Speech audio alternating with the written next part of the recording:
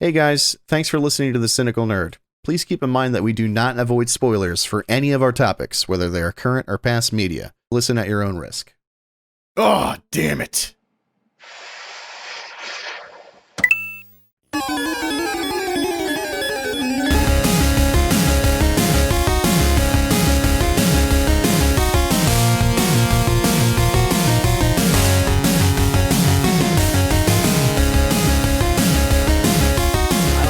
I don't, as the kids say, fuck around. Right. I don't F around. I don't mess I don't around. frick around, all right, up in here. No fricking around. I don't want to talk about anything. I don't want to start. I don't want to hear your welcomes. I don't want to hear a story. Okay. I don't want you to ask me about Easter. I don't want to talk about any of that shit. I want to talk about your thoughts on Elden Ring now that you have completed it. Oh. Now that we've both completed it, I figured we could give our thoughts on it, our expanded thoughts on it. We're diving right in. Let's get right into it. I'm feeling like Peep tonight because I need the foreplay. Guaranteed foreplay with that man, ladies, if you're out there. I'm really selling the wares. He's an advertiser this week. Thanks for the sponsor. Oh man, dude, first and foremost, I fasted for most of today. Excellent. And I thought that my brain was going to be mush when we recorded. Yeah. Excuse me. Pardon me. Sorry. I feel fine right now. And that's because I was going to fast all day until tomorrow. And then I was like, you know what? I'm going to have dinner. And it's not because I gave in. It's actually the opposite. Driving home, I felt great. I felt normal again. Right. Like, you don't eat and your body's like expecting you to eat like lunchtime. So I'm getting like hunger pains and then I feel like my blood sugar is low. You get kind of like run down. And then like 3:00, it just passed. And it was like, I felt like I could see into the past, present, and future at the same time. Not really, but I felt pretty good. And I was like, oh, I can do this. Like, I can totally fast a day a week because I'm getting back into my diet, which I said last time we recorded a podcast, but I promise it's this time. No, we had 2 like back-to-back Easter weekends with fucking delicious food. And then, I know they're excuses, but it's okay because I know that I have the willpower now that we've already lost so much weight. So I lost 30. Very I nice. gained back 5, so I'm fine. But anyway, starting in tomorrow, and I figured I would fast. And I was like, I don't want to be mush-faced brain tonight. I bragged about you at work, off. by the way, to a patient. They were like, "Oh, I need to. Oh, really? I need to lose weight. I'm thinking about doing keto." I was like, "Oh, you should do it. I have a friend who lost 30 pounds." She was like, "Good for him." I was like, "I know. Isn't that great?" We had like a whole girl moment. Like, it was very empowering that's for nice. both of us. He's and I did none got of the work. 30 more I didn't to lose lose. any weight, but I feel like I got the credit, kind of. Yeah, you took my accomplishments and rode them. I hope that's what my son does to me one day. Right. What small accomplishments I have, he's just scooting on the coats. Right. That's what we call it when he's like Scooting on an the adult. coats. Yeah, that's future kid slang. Okay. Anyway, I ate something for dinner because I'm off work tomorrow. Right. It's not a secret. I have to take my dog to the vet because she's got a lump that I need looked at. She's getting to that age. Right, the lipoma she's age. 8. Yeah, exactly. She's 8, and I know I freaked myself out. I was like, holy shit, she's got cancer. She's dead tomorrow. And then you're Googling, and for once, Google actually the internet comforts you. Yeah. made me feel better. They're like, nah, every dog gets fatty tumors when they get old. And I like my mom's dog is a pit bull. She's got a bunch of them, The craziest thing is vets make you feel like you're a fucking asshole for bringing your dog in for having like 9 tumors. They're like, these are lipomas, you idiot. Get the fuck out of my office. Well, that's the thing. Just this evening, aka an hour ago, I was talking to Sam and I was like, should I not take her? Like, it's the first one she has. Mm-hmm. It hasn't even been around long enough to see if it's gotten bigger or if it's gotten firm, or if she seems sensitive to it. I'm like, am I being crazy? Like, aren't they going to charge us an arm and a leg to like check it out and then just tell me it's something stupid? And she's like, well, she needs Bravecto and she hasn't been for a checkup, so you might as well just take her. And I was like, damn it, I could have just used my day off to sit in my underwear and eat a burrito and watch Batman. Speaking of which, our other sponsor this week's episode, HBO Max, The Batman is now live streaming. I can't wait to watch it again. Yeah, same. Yeah, I think I talked about it on pod. I bought that ticket. I was going to go around my birthday just by myself, and I canceled it. So I can't wait. Yeah, we're gonna do it. We have like a couple things to watch this week. Like we wanted to rewatch The Lighthouse in preparation for The Northman, which we're going to see Saturday night. But the Batman is on the list. It's on there. I don't know where exactly, but it's. Well, you've seen it once. Yeah. I can't wait. They released the opening scene on the internet, like the first 10 minutes, where he's doing the whole criminals are scared of this fucking bad signal, and I watched it and I was like, oh. Right. You're crackling like real bad for me. I'm assuming it's just on my end, but I just want to let you know. It's probably Discord. Yeah, okay. I'm gonna do this thing where I don't stop to check my recording, because that means I'd have to say everything all right. over That would be a again. nightmare. Yeah, we'll just risk it. We'll roll the dice on this one. Yeah, we'll roll the diggity die, and I'll check the input cable to make sure it's secure. There we go. Yeah, it feels fine. Anyway, Why wouldn't it feel my fine? Easter was pretty. Just, you know what I mean. People keep asking me like, "Oh, how was your Easter?" And I'm like, the same as every other fucking Easter. I saw my family. We ate some ham. I had a good time. What am I supposed to say here? We did take Odin to go get pictures with the Easter Bunny, and he like the Easter Bunny like put his gloved hand on Odin, of course, to hold him so that he didn't fall because he's just a little baby. And Odin started to take his glove off. It was actually hilarious. Like he started pulling on it, and the Easter Bunny was getting all like annoyed and like jerking his hand away from him. It was just pretty hilarious. And then he punched Odin, and now you have a class action lawsuit. And no, I understood. Yeah. I took his side. I gave him one too. Yeah, little wallop. He's don't steal, motherfucker. All right, so my webcam's going to disappear for you for a second, but not for me, because I got to go. Wait, how's that going to work? Because my recording will still have it, which means it will still be there. Here's the thing. It's the no pants dance off up here whenever we record, but I just realized I left my AC unit on, which means it might be loud on the microphone. Right. And I want to go turn it off. Why don't you just go and I'll just hum to the tune of Friends while you're gone. No, you do it, and I'm gonna hilariously back my chair up so that you can't see me lean over, and this is totally gonna work. I promise. Ready? All right. I'm not gonna hum. I just want to watch you. Anyway, Elden Ring. How'd you feel about Elden Ring? You look very uncomfortable right now.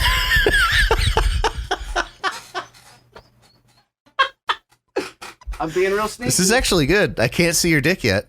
Oh, this is great. Oh. I mean, no, keep doing. You're good. No legs, no upper or mid thigh. I was very proud of that. That was really slick. That was good. Can only get that on the video podcast on the YouTube channel. I'm sorry, we're like all over the fucking place. So first off, sorry we didn't record last week. I'm not sorry. We have real lives. That's what happens. I'm not sorry at all. But I am sorry. I'm not, but I'm bipolar, so I am. I'm kidding. I'm not bipolar, which I should not say that because it's insensitive. So since you answered without me asking, how was your Easter? Just what I said a minute ago. That's how. Oh, cool. Okay. Yeah. I replayed the clip in my head real quick. It sounded lovely. Yeah, I had fucking 2 Easters back to back. Not fun. Yeah, that's a nightmare. Too much driving, too much traveling. Even one Easter sucks. Like, obviously, 2 families now, like Veronica's and mine, and it's like you got to hit one, right? And then you go through the like, what have you been up to? What are you doing? And it's like nothing, just raising a baby. That's then working so I can feed the baby, and then you got to do it again with another family later in the day. It's exhausting, but happy to see everyone. Of course, that's the most important thing. Of course. How did you like Elden Ring? I don't know. Okay, so look. Okay, so all right, game's fantastic. Right.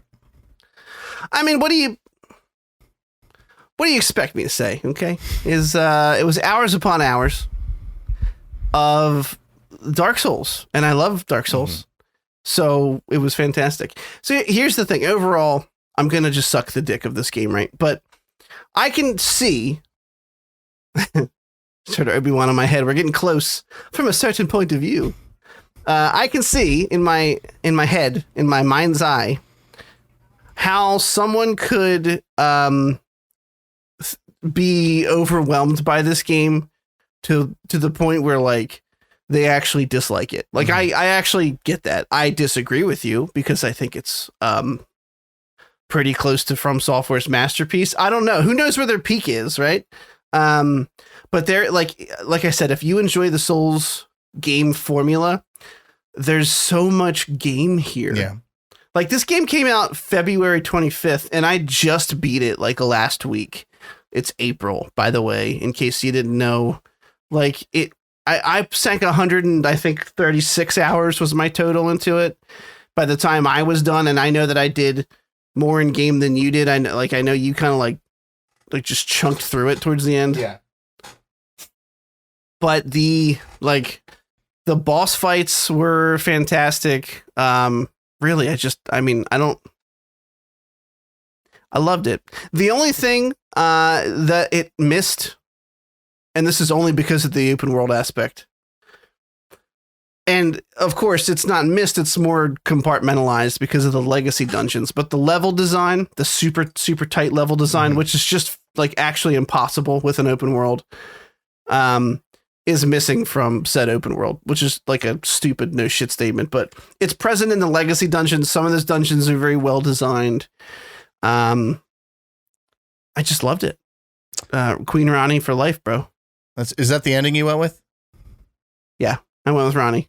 Yeah, I did. I actually did the Ronnie ending too. I thought the game, I hear what you're saying. Like as far as the open world aspect of it being sort of the new gimmick of it, it feels cheap to call it that, but it is the newest feature of this one that separates it from the rest. Right. It is kind of like initially I felt like, well, I have to do everything. And that's why I don't like open world games, because I hate sinking time into just bullshit menial tasks. With the Dark Souls formula, I didn't mind it too much because it's like you get this little mini dungeon where there's a boss at the end. The boss is usually fun. Some of them weren't so creative, but the major story ones were incredible. I mean, it has some of my favorite bosses in the series, altogether. It definitely becomes, my only real major criticism of it is like, with this game, the difference between this and the Dark Souls series and like Sekiro is that in Dark Souls, you can just make your own build. Do you want to be a caster? Do you want to be like a fast dex blade user? Do you want to be a strength build, high poise? Right. Whatever. And Sekiro, it's just like, no, there's one way to play, and you can kind of get a little wiggle room with your equipment. But you have to play that one way if you want to succeed. You have to learn the dodging and parrying and yada, yada. Right. So towards the end of the game, I found that like I started off as a caster, and it really just became like fucking useless towards the end. Really? And right now, like the game in general, it seems like the community is kind of saying the same thing, that it needs to be rebalanced, because the only really overpowered builds are Dex Bleed builds. Yeah. I was stuck on is it Melania, the Scarlet Rot? Oh yeah, one? That's fucking her. The big time, like 20 times I died to her, and then I switched to a Dex Bleed build. I respect at Renala, and within 2 tries I got her down. Like it was absurd, the difference. And then I just used that for the rest of the game, and it was fairly easy.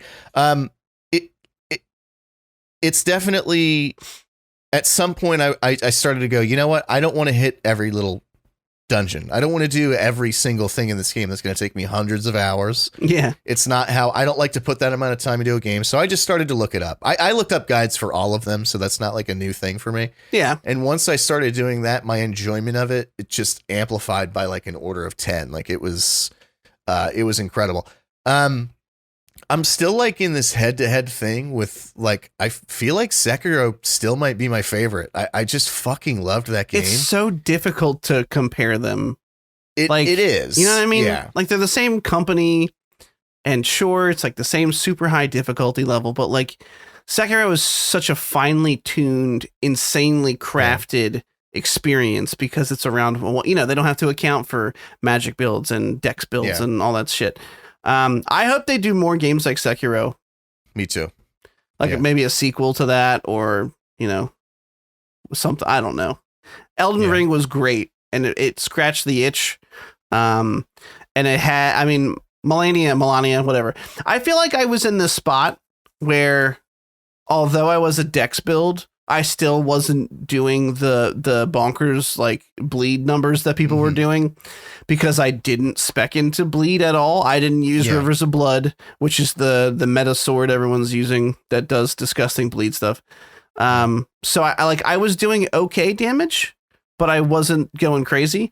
And she was such a fucking hurdle. Like that fight is crazy well designed. But it's also just very difficult to deal with. Like, and there's like it's exactly like towards the end, some of those fights at the end, there's a difficulty spike, and it feels goofy to say that about a Souls game because it's like that's the whole point, right? But like when you're getting what's her thing called waterfowl or something as her one attack, that's like a 15 hit combo, and if you get hit by any one of those hits, you're stun locked and you're just gonna die. Like you can't get hit by one of those 15 hits.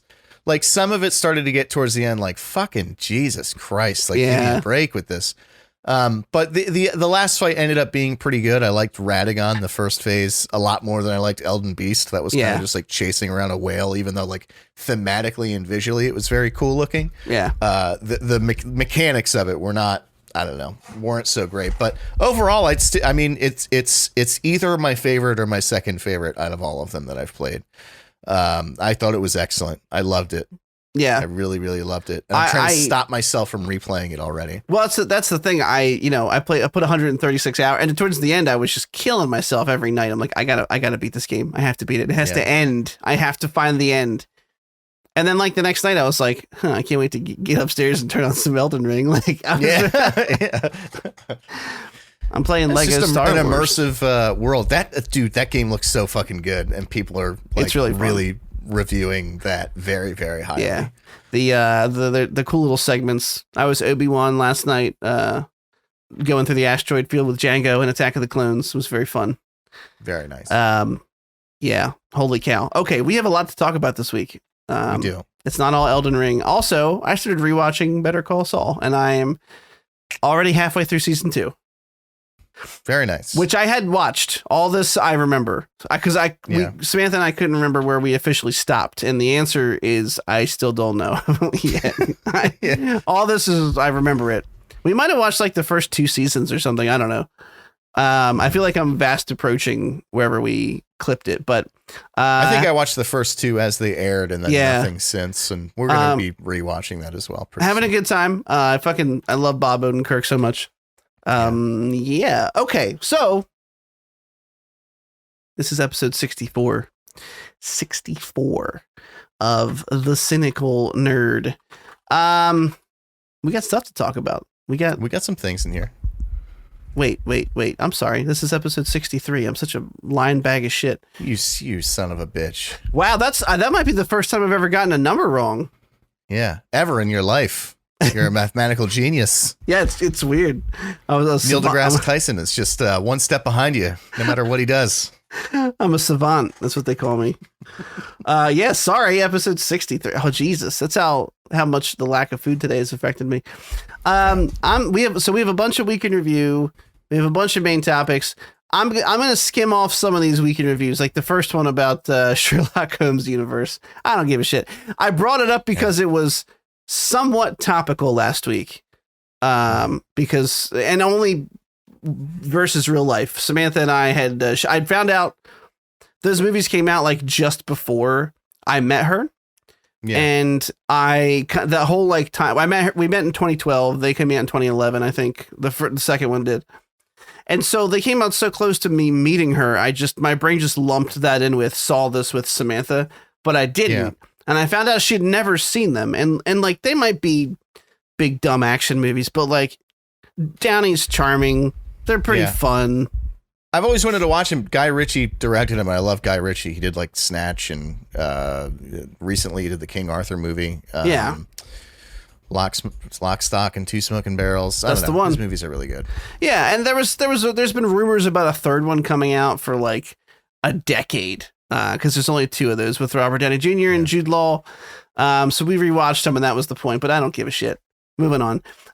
We got too much to talk about this week. Wouldn't you love to just kiss Jude Law in the face, though? My God. Yeah, he's a handsome devil. Guy. He's losing the hair. He still looks great. My God. How does he do it? It makes him look more attractive because he's got like the confidence that says, I don't need to hide this male pattern baldness. Yeah, I don't give a shit. He just makes his eyebrows. He brings them up even higher. Now, which directions of the glory hole? Okay. Didn't I put Jude Law on the screenshot?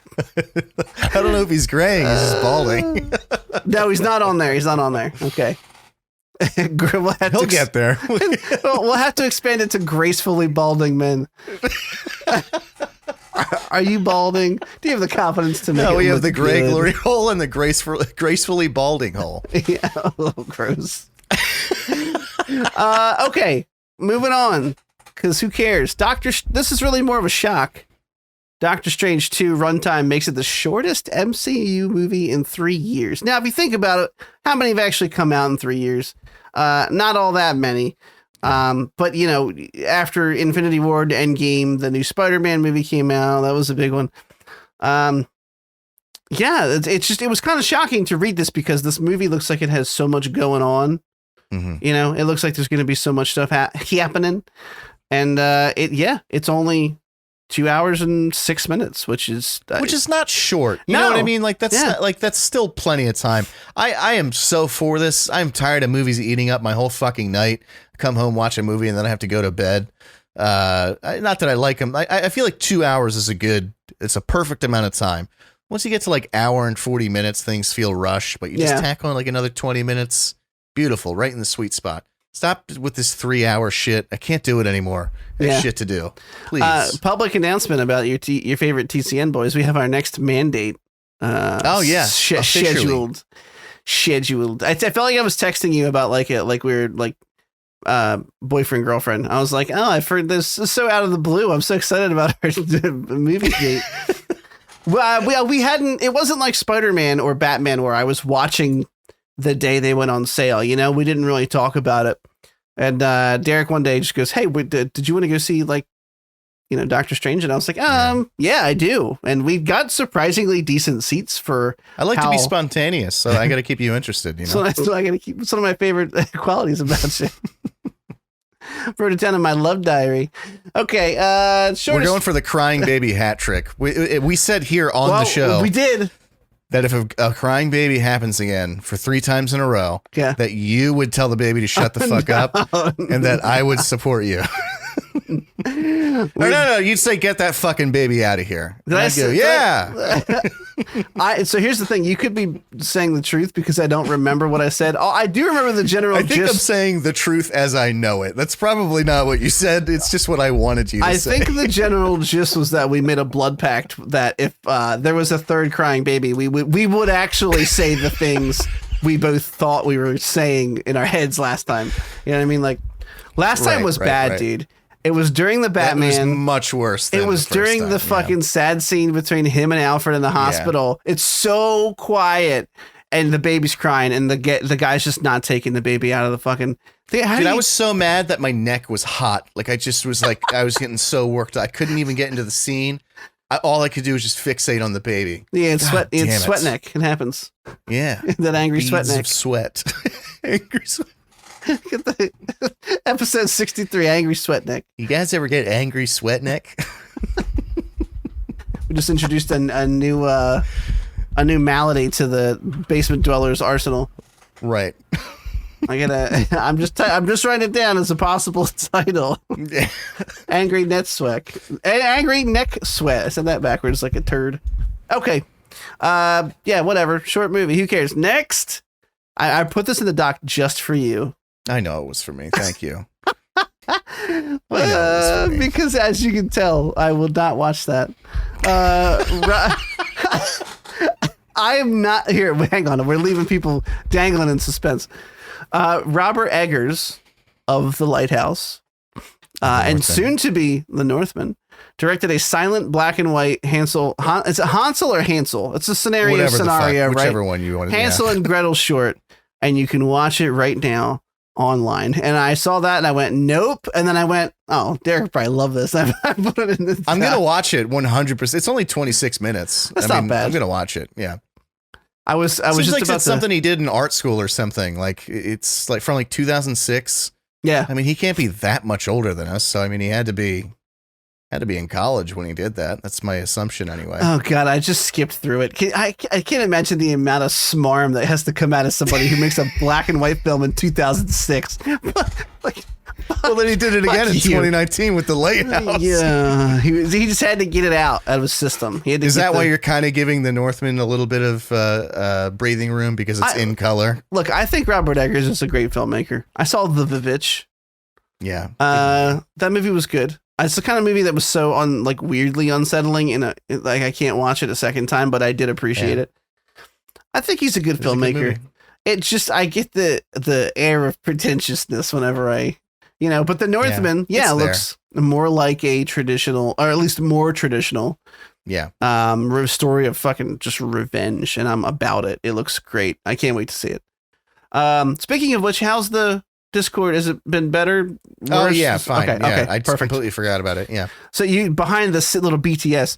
Now I brought it back up. You're gonna hear it, and you're like, "Oh, it's back!" Exactly. We recorded a first chunk and then stopped, and thankfully remembered to count, so it's not gonna kill me later. But whatever. Who cares? It's behind the scenes. They're called Gremlin IT Gremlins. They sneak in and they BTSTC. Yeah.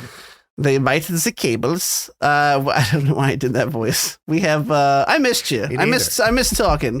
It's been a while. It's been a while. Okay. Tried to steal that one from you. You did. It was close. Okay. Video game news. Halo Infinite. After months of disappointment. By disappointment, we mean really no content is really what it comes down to. From what I can see, and there was just a couple weeks before this came out. A lot of streamers just, they had a lot of umbrage with the game, not releasing. They're like, what do you want me to, I can't keep streaming the same 4 fucking maps and 3 different modes. And, there's nothing happening. So they're releasing a second season on May 3rd called Lone Wolves. And it looks like a lot of content. The buzz about the arena seems to be pretty good. I'm not going to go through all the stuff they're doing, but they are doing lowering prices for cosmetics. But there's going to be a lot of content in. There's going to be new maps. There's going to be some more dialogue or some story-esque things to the multiplayer. Not necessarily, obviously, not any single player stuff. I don't know if they plan on doing any of that. Yeah. But yeah, there's a ton of stuff here. There's a ton of stuff to unlock. There's some new maps, which is obviously the biggest thing. I mean, a huge point for a lot of Halo Infinite players was that it launched with 10 maps. And then they took away I think 1 or 2 or something. So it had even less than that, really. Yeah. This article and kudos to the Kotaku writer who did it, which is Ari Notice. Sorry, I've never met you before. I don't know how to say your name.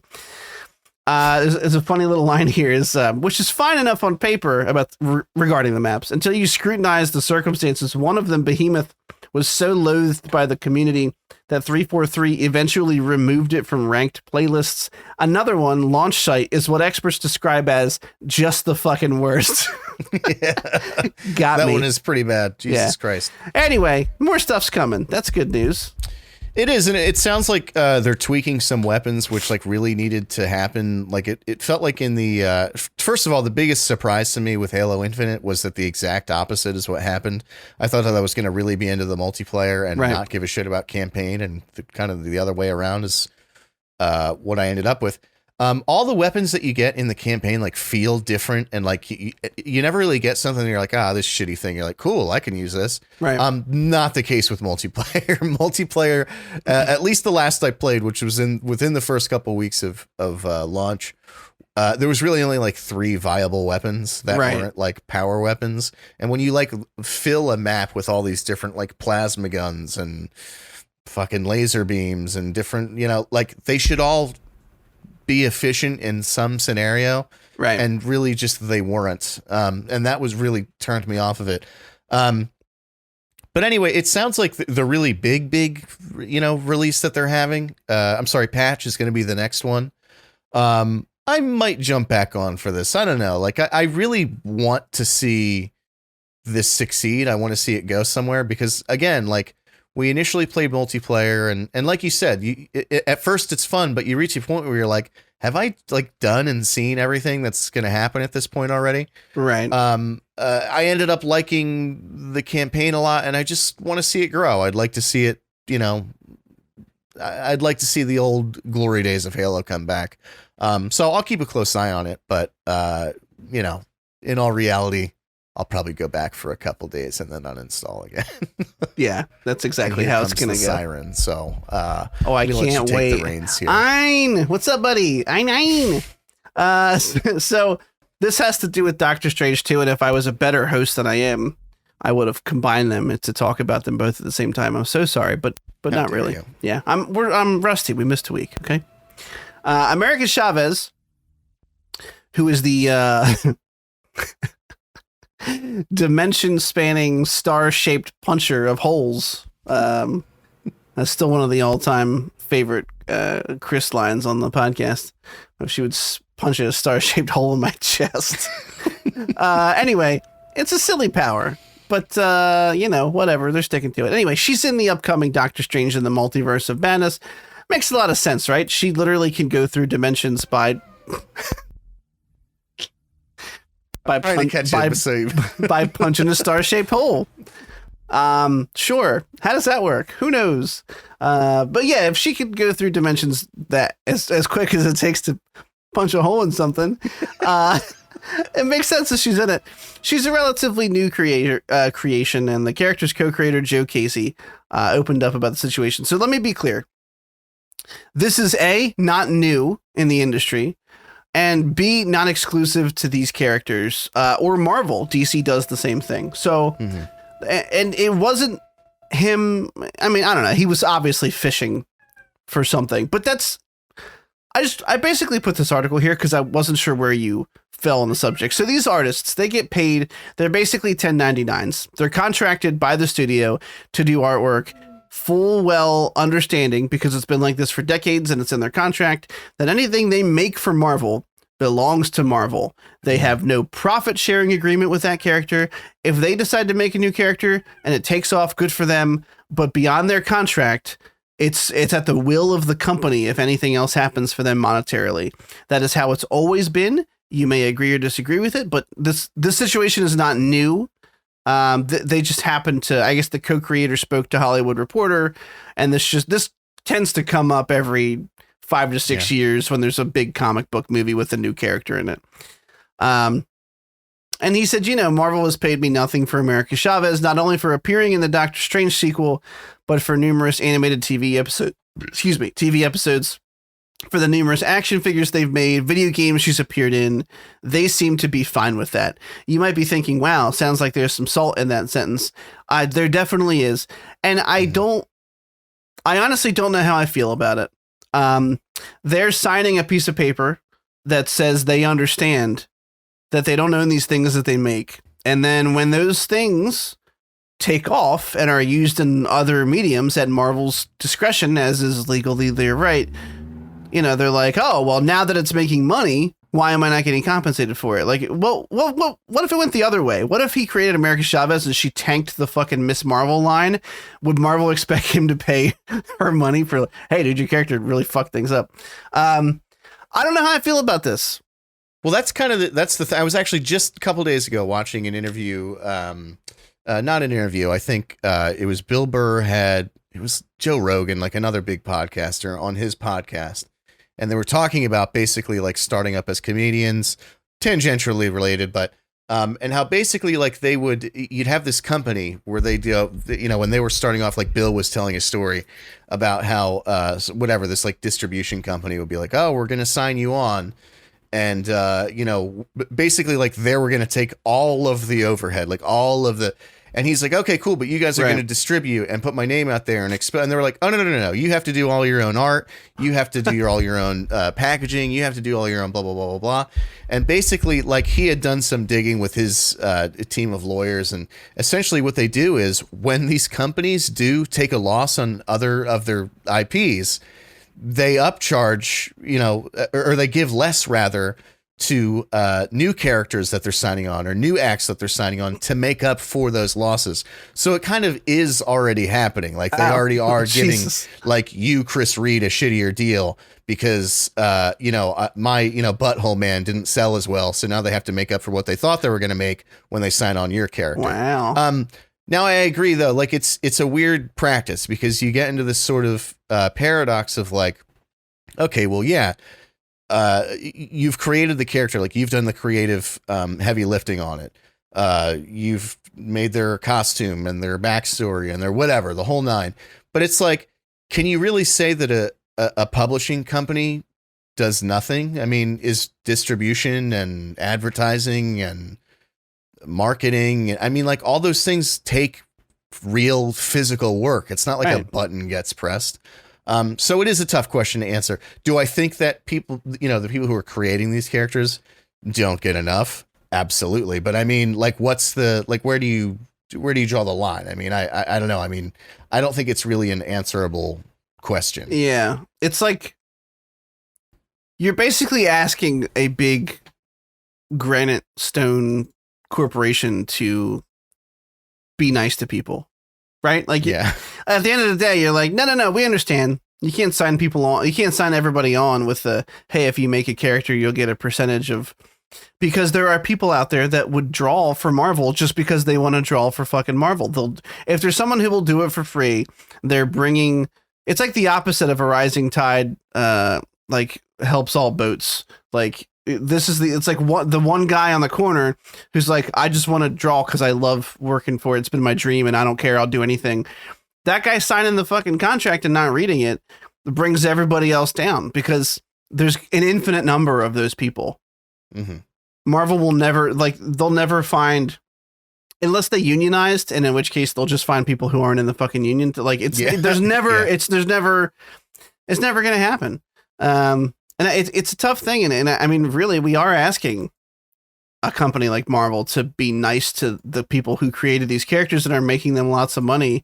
And I don't know of a more elegant solution. I mean, even in this article, this time reading it off of a Slash Film article that put it together, they're saying it seems like a gigantic corporation like Disney could thank the people with a reasonable bit of fight. Like, we're asking them, like, hey, just, you're putting her in a movie and you give the creators some money. Apparently, I need the apparently kid on my soundbar still.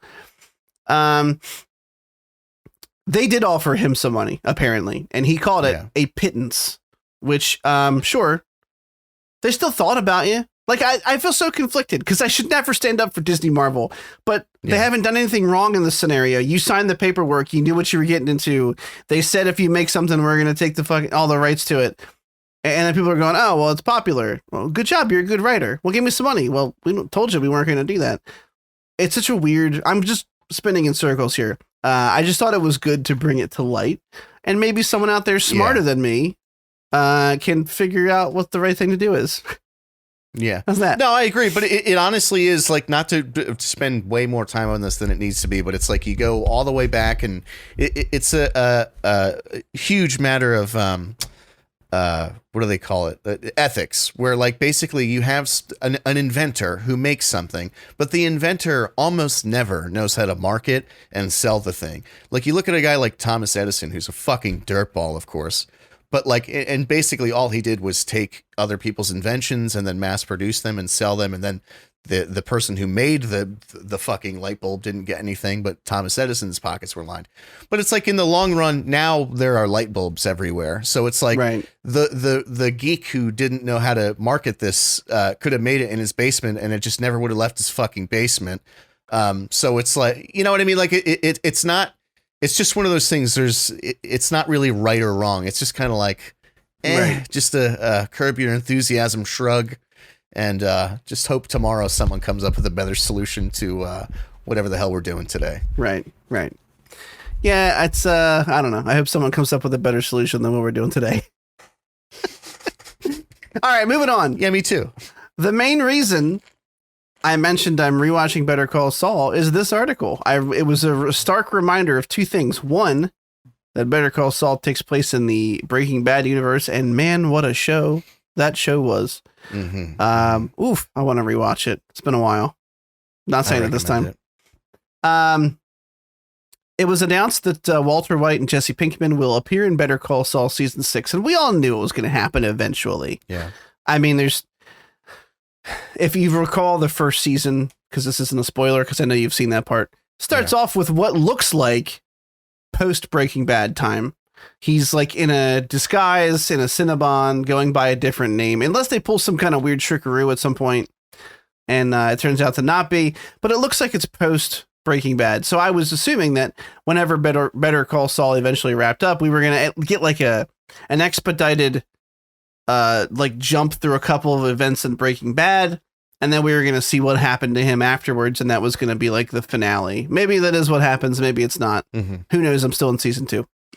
But they released this article where Bryan Cranston and Aaron Paul are confirmed to appear in the 6th and final season of Better Call Saul, which is airing right now, and that's why I'm catching up right now, so I can get up there and see what's going on, because I know the moment this episode happens, the internet will try to ruin it for me, and I would like to put as little space between their cameo happening and it being ruined as possible.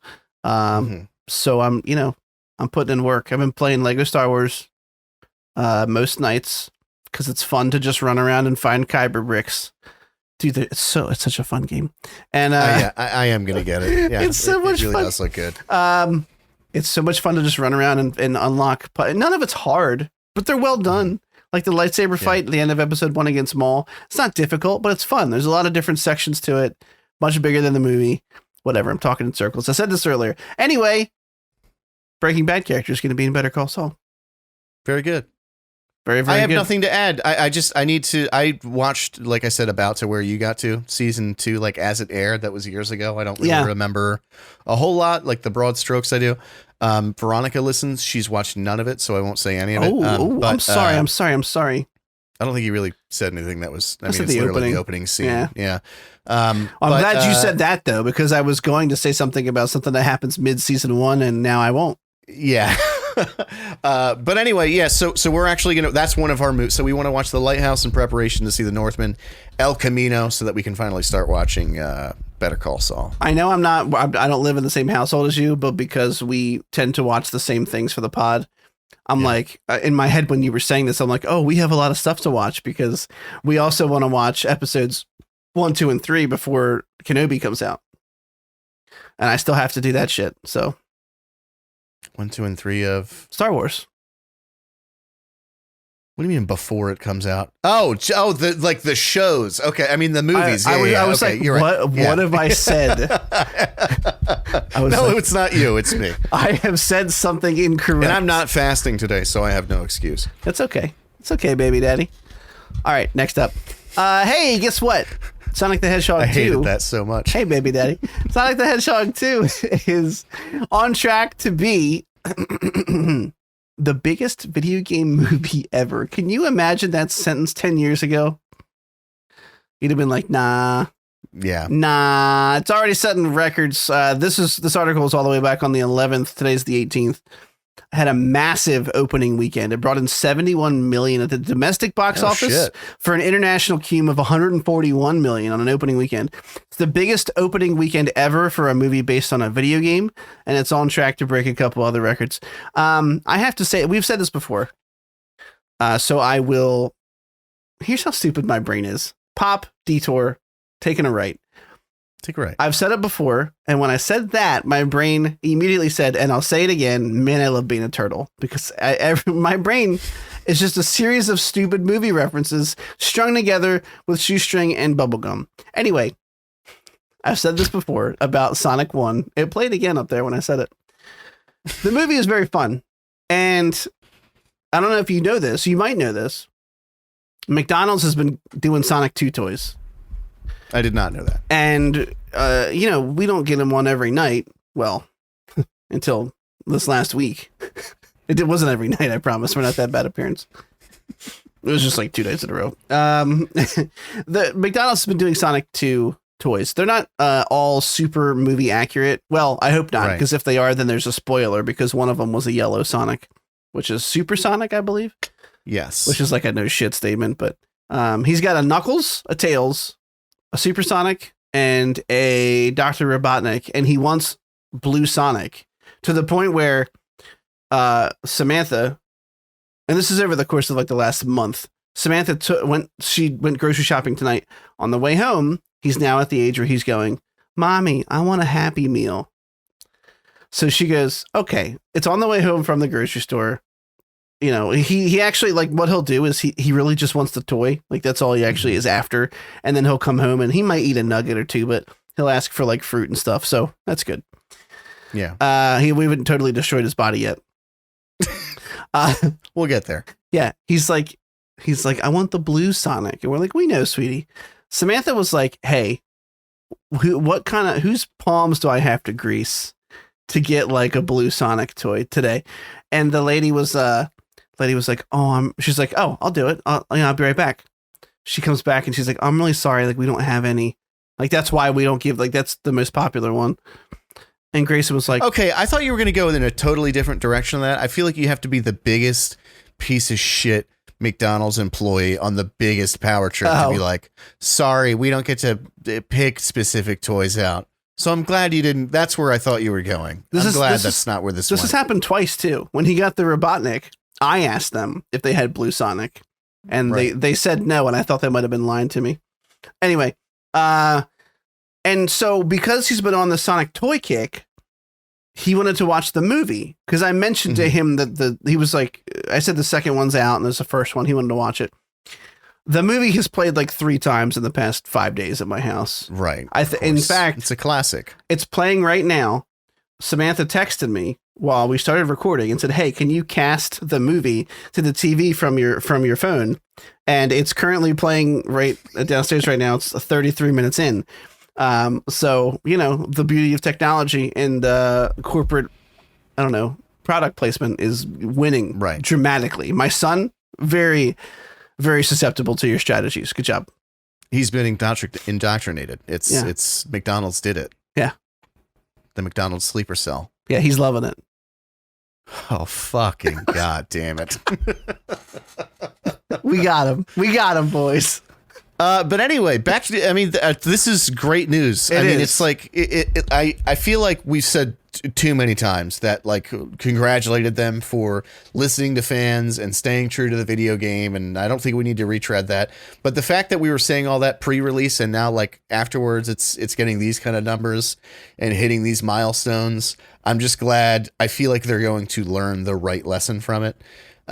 Sonic 1 came out at a really bad time where they did give everybody what they wanted, and then the world got sick all at once, which affected their numbers. So I'm glad to see that they stayed true to that original formula, and now they get to sort of reap the benefits of it. That's excellent. Excellent news. Yeah, I agree. The first one, having rewatched it now at least 1.5 times, and the couple times it's played, it's just fun. It's not. It really great. is a fun movie. It's not great. It doesn't tell your kids a great lesson in life. Yeah. It's just fun. The second one, you know, the scene where the little girl gives him his red shoes was really sweet. Yeah. The second one. Doesn't James Marsden just suck though? He just sucks.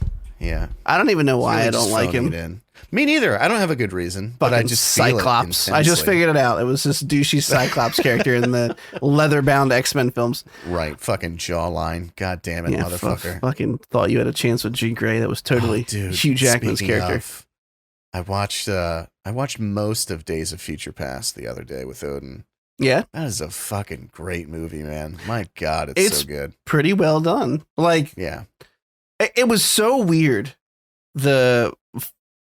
Holy shit. Fox Marvel movies. They were so hit or miss. Like, you would get like a great one, and then you would get a super stinker. Very bad. Like Oscar Isaac. Followed. Yeah. Yeah. Well, you know what I was going. Yeah. Yeah. Like Oscar Isaac doing his best Ivan Ooze impersonation. Jesus. Yeah, it was pretty bad. Have we had that as a thumbnail before? That could be a good thumbnail. That would be a very good thumbnail. Ivan Ooze photoshopped into a scene from Apocalypse. Right, Oscar Ooze. Oscar. Holy shit! I'm not. Yeah, that movie sucked so bad. It was really really bad. bad. I'm not a huge fan of the thumbnail and the title relating to each other. I don't know why, because I'm an idiot, but I think we just established this pattern. Like we're those metal bands that just have goofy titles that have nothing to do with the song. But I'm okay with, we'll see. We have Angry Neck Sweat. I could see Angry Neck Sweat with Oscar Ooze thumbnail. With Oscar Ooze, yeah. Anyway, so here's a fun fact, a little FF for you. The highest grossing movie based on a video game so far is actually Warcraft, which was $440 million. After all, but that was like China did the heavy lifting. There, after all was said and done. Yeah, they multi-boxed it. After all was said and done. Sorry, that was a deep World of Warcraft reference. Anyway, Sonic 2, we hope you do well. Honestly, I am looking forward to seeing the sequel. I'm sorry, Paramount, I'm not paying to see it in theaters, but I can't wait until it comes out on a streaming platform that I can at least do a week trial of and then cancel again. I'm sorry, it's just not worth it. Put more shit on your streaming service, like HBO Max, our sponsors this week. Okay. This week and every other week. Every other week. Inception. Since they don't pay for it.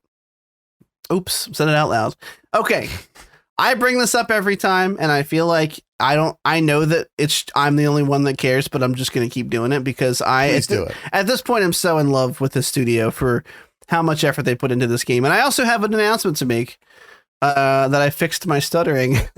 No one wanted to acknowledge me. And where's chat? Rat Chat. Sorry. Rat Chat TM. It's Rat Chat. That's our new identity. Yeah. No Man's Sky Into has rats. released. No Man's Sky is now all about rats. No more space combat. Takes place on one planet.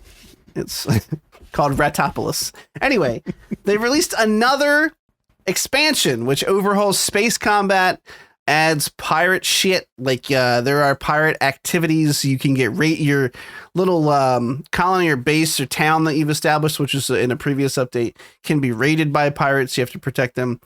They've introduced these new pretty cool looking like solar sail-ish spacecraft. I don't know what exactly their deal is. I don't know if they're shields or whatever.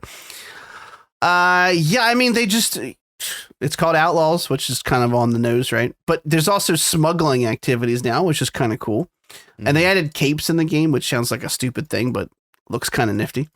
Anyway, they just keep putting new shit in the game well past the game's release date, all for free.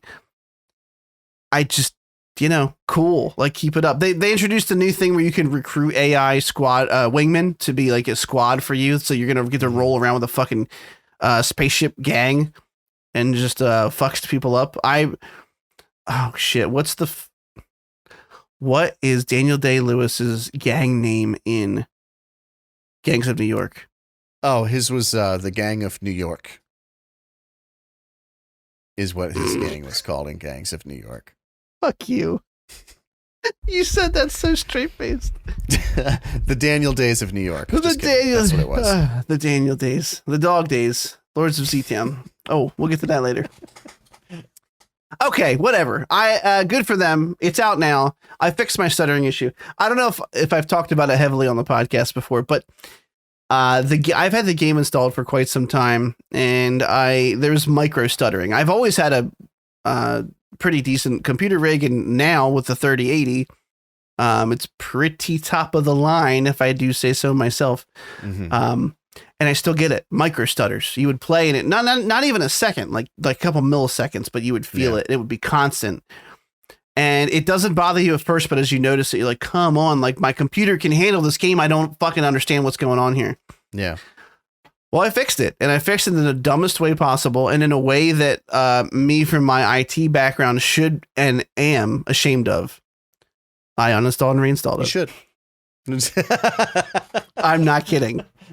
So there's all these things about like, CPU. The leave me the fuck alone advice that you give to all your callers all day. Exactly. It actually worked for you for once. And here's what's funny about it. Like, so there's all these things about like, oh, you got to set CPU priority for the fucking EXE every time you launch it and do this and do affinity and go into the graphics settings file and tweak this and do this and tell it to, and I'm like, this is ridiculous. It runs fine on a PS4. It should run fine on my computer that's 100 times fucking stronger.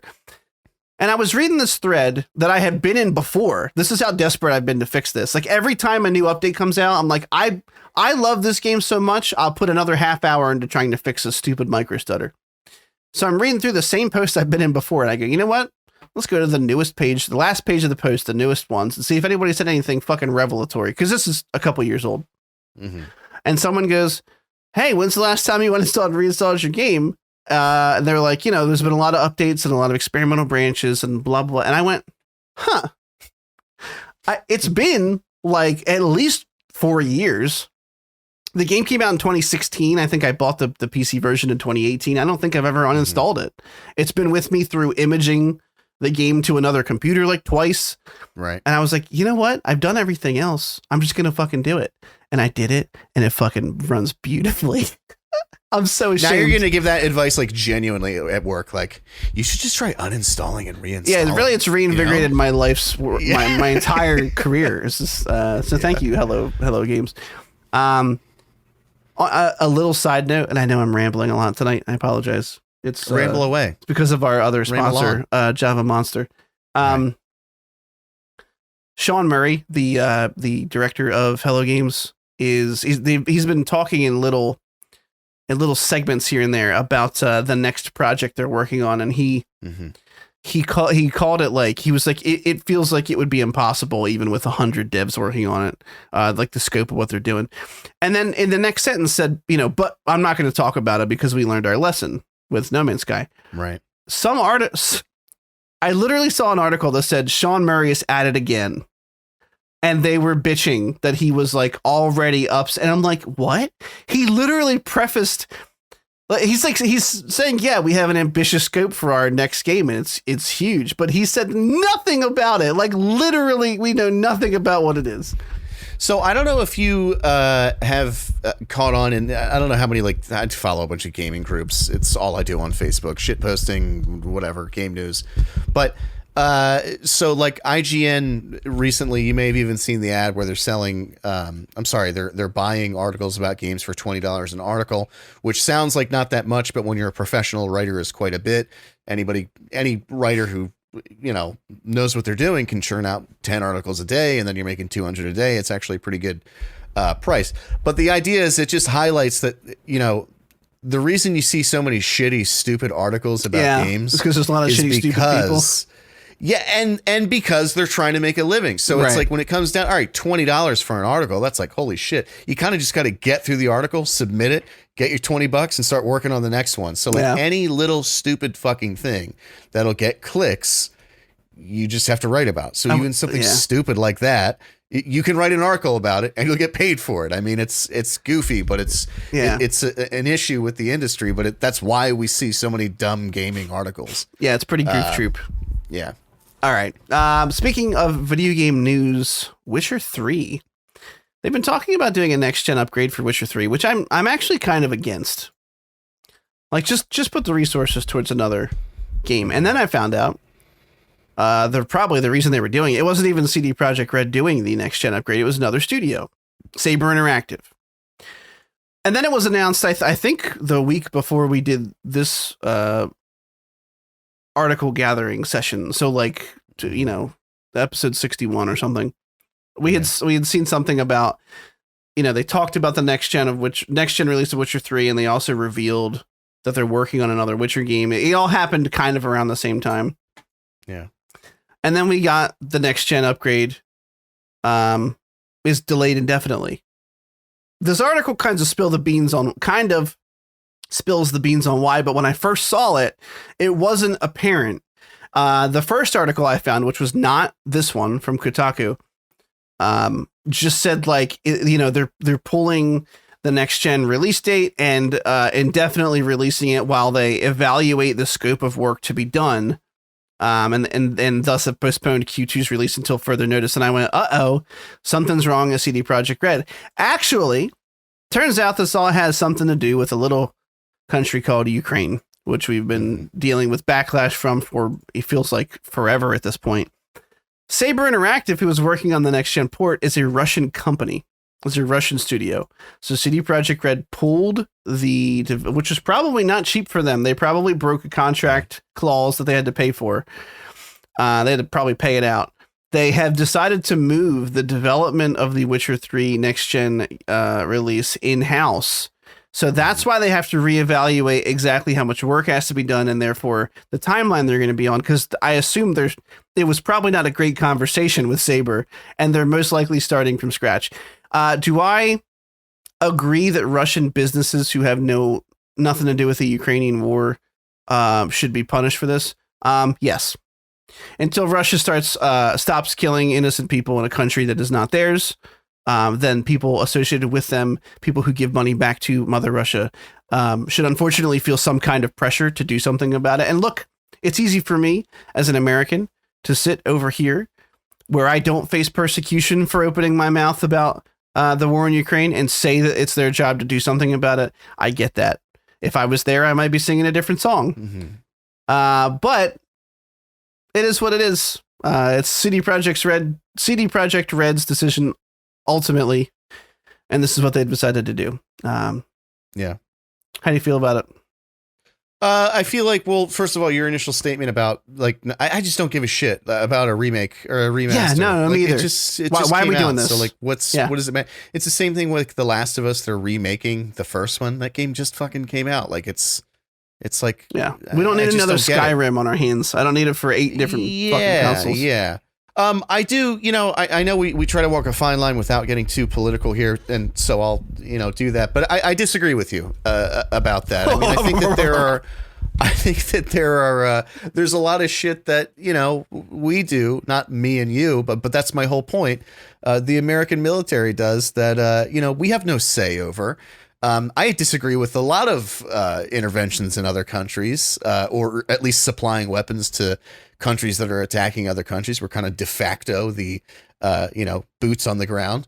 And so it would be weird to have like if I was the owner of Saber International here in America, let's just flip it around. And, a war that I totally disagreed with, if my company should have to suffer and the people who work there would have to suffer for something I have absolutely no say in whatsoever. I mean, what can Derek and Chris do to stop the American, you know what I mean? Like I'll make trying to think of it on the flip side. Derecho and Christopher. Cristobal. I like that one. But in any event, it's ultimately, I think, like you said, it's their decision. Yeah. And whether it was a PR decision or whatever it was, I mean, either way, I don't give a shit because I'm not going to buy a remaster of a game that just came out like not that long ago. I actually said to Veronica, like a week or two ago, she was figuring out what game she wants to play next. And I was like, why don't you just play The Witcher 3 again? I know you love that game. And I was like, oh, you know what? Why don't you just wait for the remaster? She's like, I don't give a fuck about the remaster. Like the game looks good enough as it is. I don't care. Yeah. It just came out. Like I just don't get it. But yeah, that's my answer. I don't give a shit. So I just want to clarify. I have been, I didn't really mince any words there, and I made it look as if CD Projekt Red announced that they pulled this, in-house because the fact that Saber is implied in Russia. It's right. Yeah, they did not say that. Yeah. They have not made a public statement as to why they did it. They have not said if it's related to the war or the result of other considerations. So, pretty fair assumption, though, I'd say. Yeah, I just wanted to be clear. A lot of companies are pulling their shit out of Russia. So, yeah. I didn't want to get an imaginary hashtag fuck TCN next week about, you know what I mean? Or like a letter from Putin himself. Like, I really didn't appreciate when you said that. Yeah, I mean, we get those all the time, though. Yeah, right. Fuck that guy. Okay. Yeah. Am I right? What's he gonna do? It's Derecho and Cristobal over here in the U.S. stirring up shit. It's Captain Derecho and Saint Cristobal. Okay. So, on to our trailer segment. 52. We're not doing too bad. Okay. So the first one. Have you seen Barry at all? I started watching Barry as it aired, and I loved it, and then I just stopped watching it. Oh, and I just never. It's just one of those kind of the same.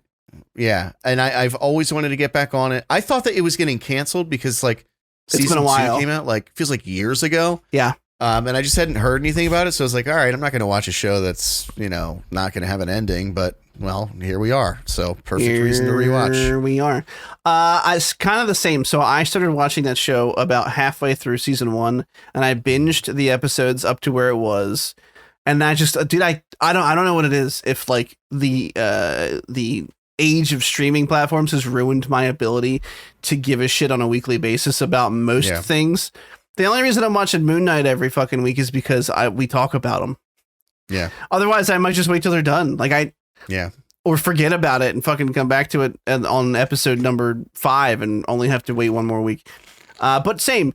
Barry's a great show. Bill Hader is the co-creator, and he does a surprisingly great job playing a very in-depth character. And it's a drama comedy, like it's a thriller. I don't know what you would call it, but there's a lot of sadness in this show. He's a fucked up character. And I don't know what happens in season 2, but apparently the ending of season 2 is fucking pretty dark. And they said that they were like, I saw a season 3 review that didn't spoil anything about what happened, but they said like, it looks like he's going to go to some even darker places in like season 3. And I just like, I always love it when there's like a guy who's known for nothing but comedy. I mean, literally, Bill Hader did nothing but comedy films and SNL for like 15 years. Probably not, probably less, but it feels like that. And then all of a sudden he just comes out with this show that like lets him be this whole other actor. And like, good for him. What I watched was really fun. It was enjoyable. There was some good drama there. There was some good character work. He's got a lot of trauma as a character. And this comes out April 24th, so next week. And I'm looking forward to it. And after I get done catching up on Better Call Saul, I think this is next in my catch-up wheelhouse so I can watch it. Yeah, my understanding is that Bill Hader actually took like acting lessons, and he got into great shape for the show. Oh, yeah, he's in great shape. It's the basic premise of it for anybody who hasn't watched it is essentially that this guy is ex-military, and he's trying to adjust to life back at home. He becomes a hitman, and then eventually just realizes he doesn't want to kill people anymore. He just doesn't want to do it. He joins this like acting class. Yeah. He's just trying to be a normal person, and so it creates funny, like almost like Larry David type scenarios. But it's also sad because he's not good at being a normal person. That's kind of the whole crux of the show. Like, he's good at being a hitman. He's good at killing people, and he's good at being efficient at, but he just doesn't want to do that. And so it's almost like it's an extreme version of something I think that like anybody can relate to, which is when you try something new and you're not very good at it. And so you kind of revert back to what you're good at. Right. Except in this case, what he's good at is murdering people. That's so exactly what it's about. Yeah. Yeah. Yeah. So it's, I have to get caught up on it as well. I think I watched about the same, actually. I think half of season 1. And then I must have like had HBO stream. I think it was called like HBO Go then or something. Yeah. And my account probably lapsed and I probably just never renewed. But yeah, I think I'll actually go with the same plan. Good, Better Call Saul and then Barry. I think that's a good move. Yeah. And I'm like watching the trailer for season 3 and you'd be worried you might get a spoiler for season 2, but the trailer does a great job of showing me characters I've seen in the first half of season 1. But I just don't know what's going on with them. Like, I have no idea the journey they've been on. And the trailer just reminded me how good of a time I had watching it, and I'm excited to get back. But that's it. Next trailer, Thanos himself. This is all about Thanos living on his ranch after he snaps his fingers. This is called Outer Range, and it actually premiered April 15th, so it's out now. I don't know if it's episodic week to week. It probably is because most streaming services are doing that now. Minus Netflix, and I gotta give it out. Yeah. It's the one thing they do right is that they still drop them all at one time. Even Stranger Things season 4, which we'll talk about in 2 trailers, they're releasing it in 2 parts, but they're releasing a big chunk, and then I think it's only like a month later the other half or something. So good for them. I still get to binge a little bit. There's something about binging a show. Last season, or this is the second to last? I think it's the second to. I think they announced that this one. You're talking about Stranger Things. This one was releasing in 2 parts, and then they have a shorter season 5. They're going to wrap things up. Yeah. Which is different because they were supposedly saying they had a 5 and a 6 planned out, and I think they realized just with everyone getting older and probably running out of, good story material. We'll talk about Vecna later. It's officially being titled as the new thing. Anyway, off topic. Outer Range centers on Royal Abbott, which is a fucking baller name. Yeah, it's pretty Ever good. tell Pretty you, strong. Samantha, if we have a second boy, Samantha wants to name him Archer. Yeah, I think you did tell me that. And I was like, I love that. I was like, Archer Reed sounds like a cool name. I like that. Yeah. Yeah. And then we'll be like, either like a serial killer or a CIA agent, like one of those. Yeah, one or the other though, not both. Right. Unless you're state sanctioned. Josh Brolin plays Royal Abbott, a rancher fighting for his land and family. He discovers an unfathomable mystery at the edge of Wyoming's wilderness. A thrilling fable with hints of wry humor and supernatural mystery. Outer Range examines how we grapple with the unknown. Look, the trailer I thought was kind of cool. And I gotta be honest, cross promotion worked on me. I like Hot Ones. And I was watching that, and Josh Brolin was on it. And he was just a doll of a guest. He had some good stories. And he was talking. He was there to promote Outer Range. And I looked up the trailer for it after I saw that Hot Ones episode. And I thought, that looks kind of neat. You don't ever really think that science fiction and a Western can mix together. And it looks like it might do it a little bit. There's I'm not spoiling anything in the trailer. There's a giant fuck off hole in the middle of this, wilderness that I have no idea what it does, what's down there, what kind of things they're are throwing shit in there. Yeah, throwing but bodies in there and looks stuff. like people want control over it, and I want to know more, and I'm gonna check it out. I want to see what's going on with it. Yeah, it looks like Midwest Twin Peaks. Like there's like, even though it's just like a town in the middle of nowhere, but it's just sort of like some weird supernatural shit is going on. And the simple-minded townsfolk are just trying to figure it out. No, it makes for a good setting though. It does. There goes a seventh of our listening audience who was left. They were related and married. And there goes the other. No, I agree. It looks pretty good. It looks interesting, and I love Josh Brolin. He's a great actor, great guy. So yeah, I'll check it out. I actually, live. You won't get this anywhere else. Live on the podcast, I'm going to find out how many episodes are out right now. Right. You won't find this anywhere else except AmazonPrime.com. No, you won't find this commentary anywhere else. Right now, they released the first 2 episodes, episode 1 and 2. They are each an hour long. Do you want to check this out for next week? Do you want to put it on the doc? Let's do it. Okay, yeah. I'll put it on the doc. Into Outer Range. All right, cool. I'll put it out in the middle of nowhere, just like the show. Next trailer. We talked about this already, but motherfuck. 2 things. 1, We Own This City is HBO show with John Bernthal, Baby Boy Bernthal, as I'll call him, because he's such a hottie. I'm sorry, dude. I don't know what's wrong with me. But 1, it comes out next week, April 25th. It's very close. And it just looks so fucking good. I can't wait to watch this. Coming out. I don't even know what else to say about it. They released another trailer for it. Nothing really, like, I mean, it kind of just showed more scenes of the same. Right. You know what I mean? It didn't present anything new. I'm just as excited as I was when I watched the initial trailer. Oh, Bad Cops. I get it. Okay, cool. I'm in. Yeah. Bad Cops. People are mad. All right. I'm into it. It just looks like it just doubles down on, like, there's some really, like, biting dialogue in this that I'm really looking forward to it. Like you said, I forget what you said. I know last time when we brought it up, we admit, because I guess it's from the producers of The Wire. Did you watch The Wire? No, I have not. Me neither. And they say it's like the greatest show of all time. And one of these days I'm going to watch it. It sounds like a lot of hyperbole. It's pretty low on the. Sounds like a lot of hyperbole, if you know what I'm saying. Yeah. No, people do put it up there with Breaking Bad, though. They call it one of the greats. Yep. That's crazy.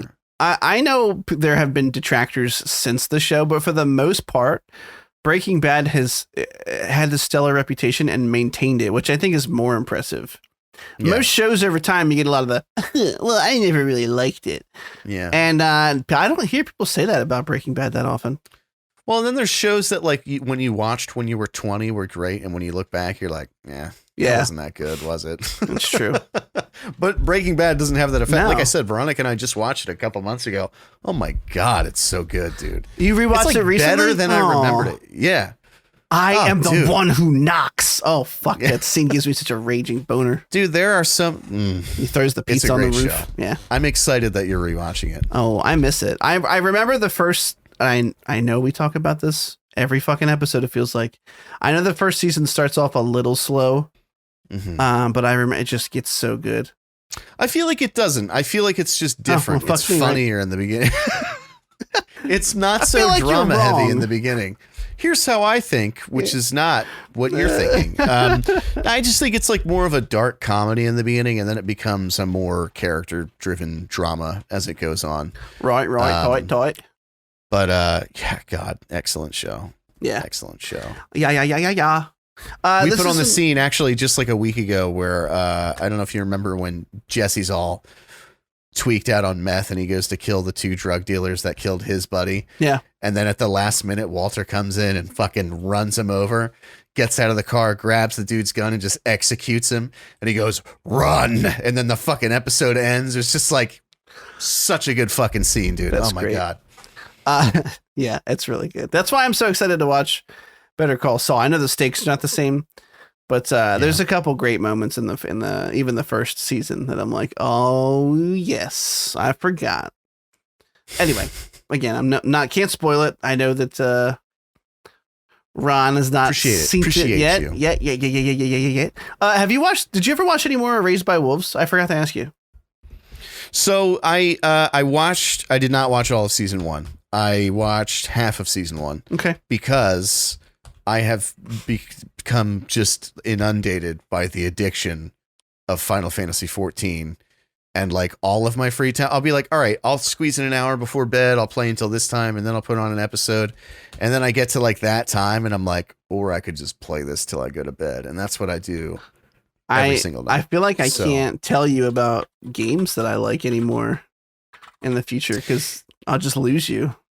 You are losing. Everybody's losing me. My son is losing me. He's going hungry. He has a diaper full of pee. No, I'm just kidding. Spine of the Night. Yeah, that's the other one. Yeah, it's so no. I think I'm up to like episode 6. I think there's 10 in that's season okay. 1. We just talked about it. Yeah. Oh, but that's one of our MTs, so I can't tell you about the ending. Okay, all right, that's fine. That's fine. It's all right. We're running long. That's 2 things that you didn't go through. You didn't tell me about that earlier. I know. I actually totally forgot it was part of our main topics. I figured if I disappointed you live, you wouldn't be so like aggressively angry with me. He can't yell at me if it's like, little did you know. Okay, so now is the one that surprised everybody. Not surprised, but I don't fucking know what I'm saying. Let's just do it. Stranger Things 4. The teaser. Or not teaser, full trailer finally came out. This is a long boy. This is like a 3-minute trailer. Yeah. Covers a lot of random stuff because we really don't know what the storyline's going to be yet. They're calling it Stranger Things Volume 1. It's going to premiere May 27th. I forget exactly how many episodes are in each volume, but they're going to split it into 2 chunks. There's a ton of stuff that happens in this. Obviously, we know that I forget everybody's fucking names. Holy shit. 11. Hooper, Hopper, Kermit the Frog. Hopper, we knew he was alive. They basically spoiled that immediately after the last season, which I'm Weird okay choice. with. Yeah, weird choice, but like whatever. It's, you can do whatever you want. They spoiled it in like a weird Easter egg kind of way. Do you remember there was like a line somebody could call? It was really strange. They went to go visit this dude who was like a crazy person, and he helped them find like the signal under the mall or something, right. Broadcast in Russian or some shit. Anyway, who cares? Too much. This trailer shows a ton of shit. It shows the new big bad who is called Vecna, and trailer looks cool. It evokes also stellar song choice. I love Journey. You picked any, like, I know they're like generic 80s rock, but like, yeah, it's good though. It's because they're fucking good. Yeah. I don't know. There's something so weirdly metal in this trailer about the dude who plays guitar shredding on the trailer roof towards the end, and I'm like, it's like Bill and Ted's Sexual Adventure. I should think this is corny, but I don't. Yeah, it's exactly how I felt about it. I was like, I should feel like this is. I'm fine with it. Okay. Yeah, the kids are split up. Some of them, at the end of the last season, they moved away. You keep getting back and forth. It's very clear Eleven's going to get her powers back at some point. The question is how and when, because, I forget the guy's name, but one of the guys, one of the doctors basically says you're our only hope to fight this thing. Yeah. And then I got to see this, I don't know, humanoid thing in the Upside Down that talks. Mm-hmm. And that threw me a little bit, right? Because up until now, they've just been creatures. Yeah. The Mind Flayer talked through people when he would control them, but that was just creepy and it felt appropriate. Mm-hmm. And this is just like, it's just a humanoid creature in the Upside Down. And I was like, are they jumping the shark? Like, is this where I'm going to be like, okay, this isn't like nostalgic and fun. It just feels weird and dumb. And I honestly don't know. I feel like I'm not going to know the answer to that until I watch a couple episodes and see what's going on. The scope in this one is, I think that's what's scaring me a little bit. The scope in this one is pulled back so much. Hopper's in Russia. The kids are split up in two different places. There's this Vecna thing with tentacles who looks like something in a Wes Craven movie.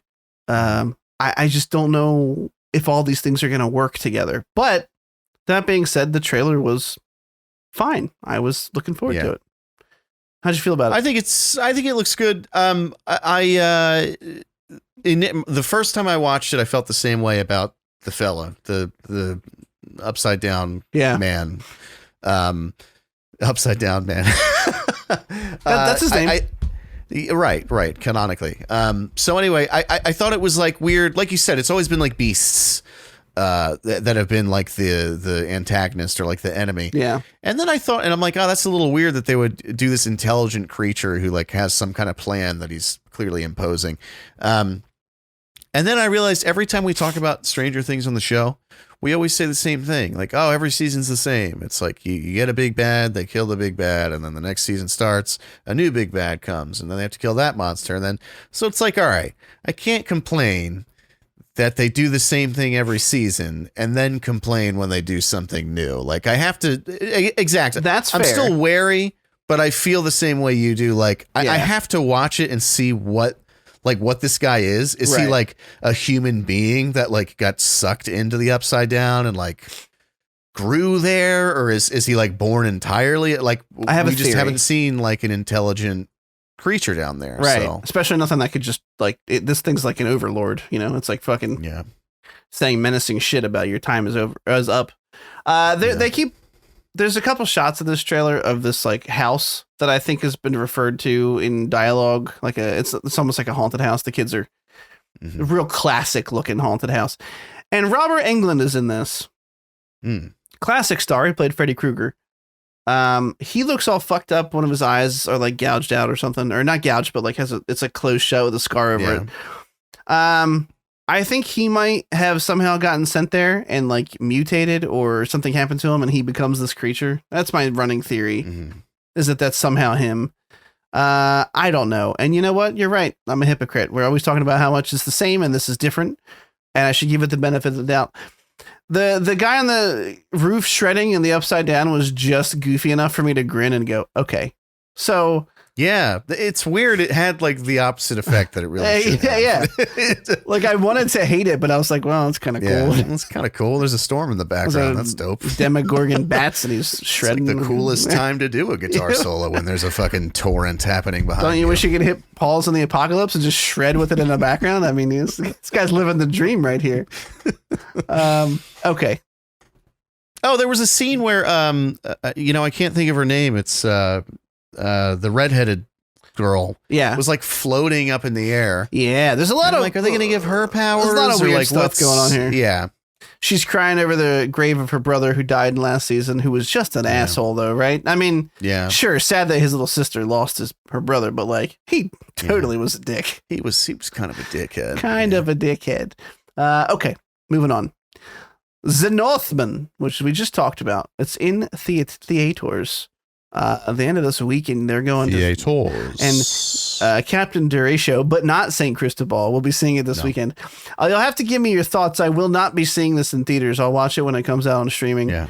And I don't mind. I mean, I know that if there's some kind of plot twist, don't tell me. But otherwise, I'd like to hear the Derek Show review. I'll give you the spoiler free review.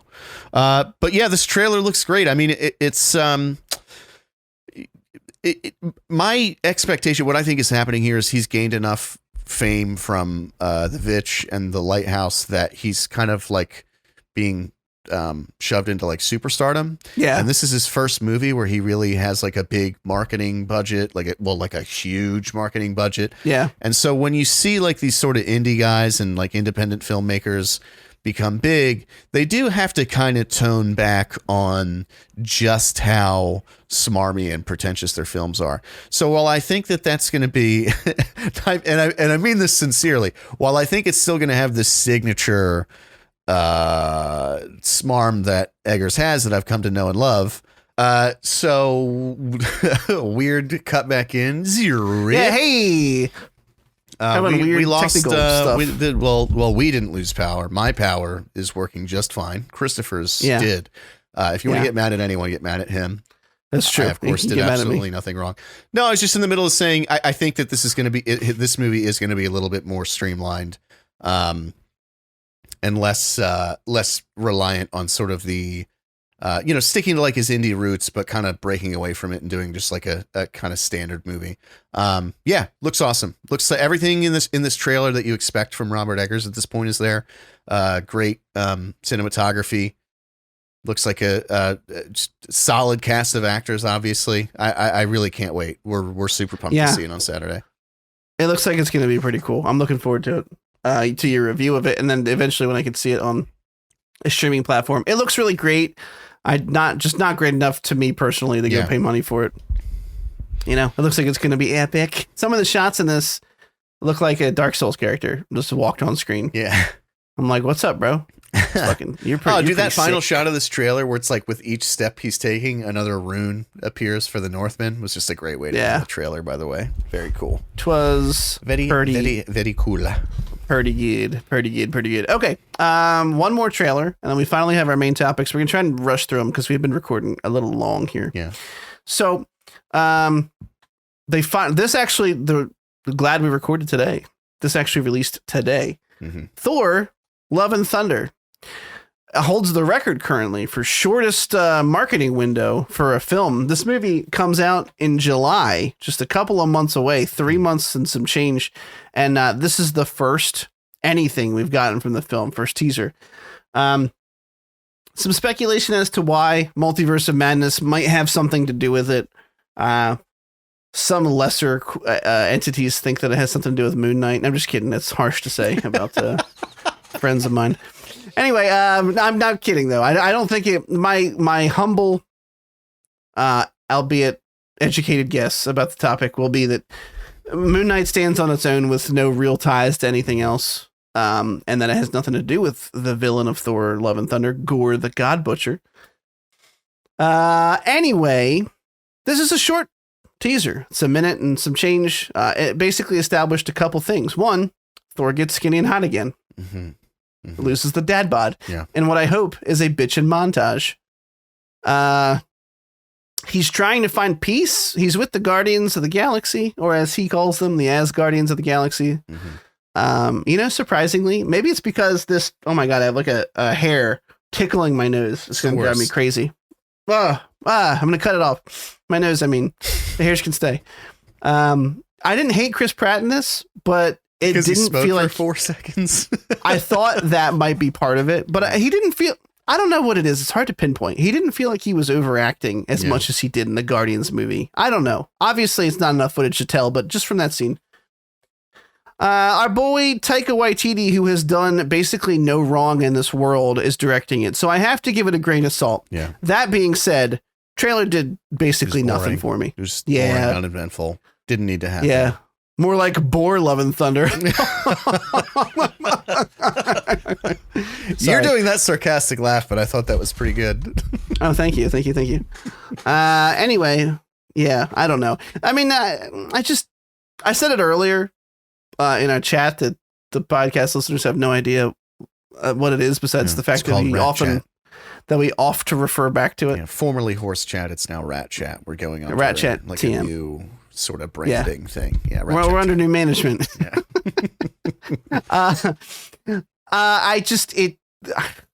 I like Chris Hemsworth. I think he's a charming guy. I think he's got great comedic timing. Yeah. He's always welcome at the glory hole. Mm-hmm. But I don't care about Thor so much anymore. I just don't care about him. His story's done, right? Like he had a great story. His arc is my favorite arc out of all of them, and it's done.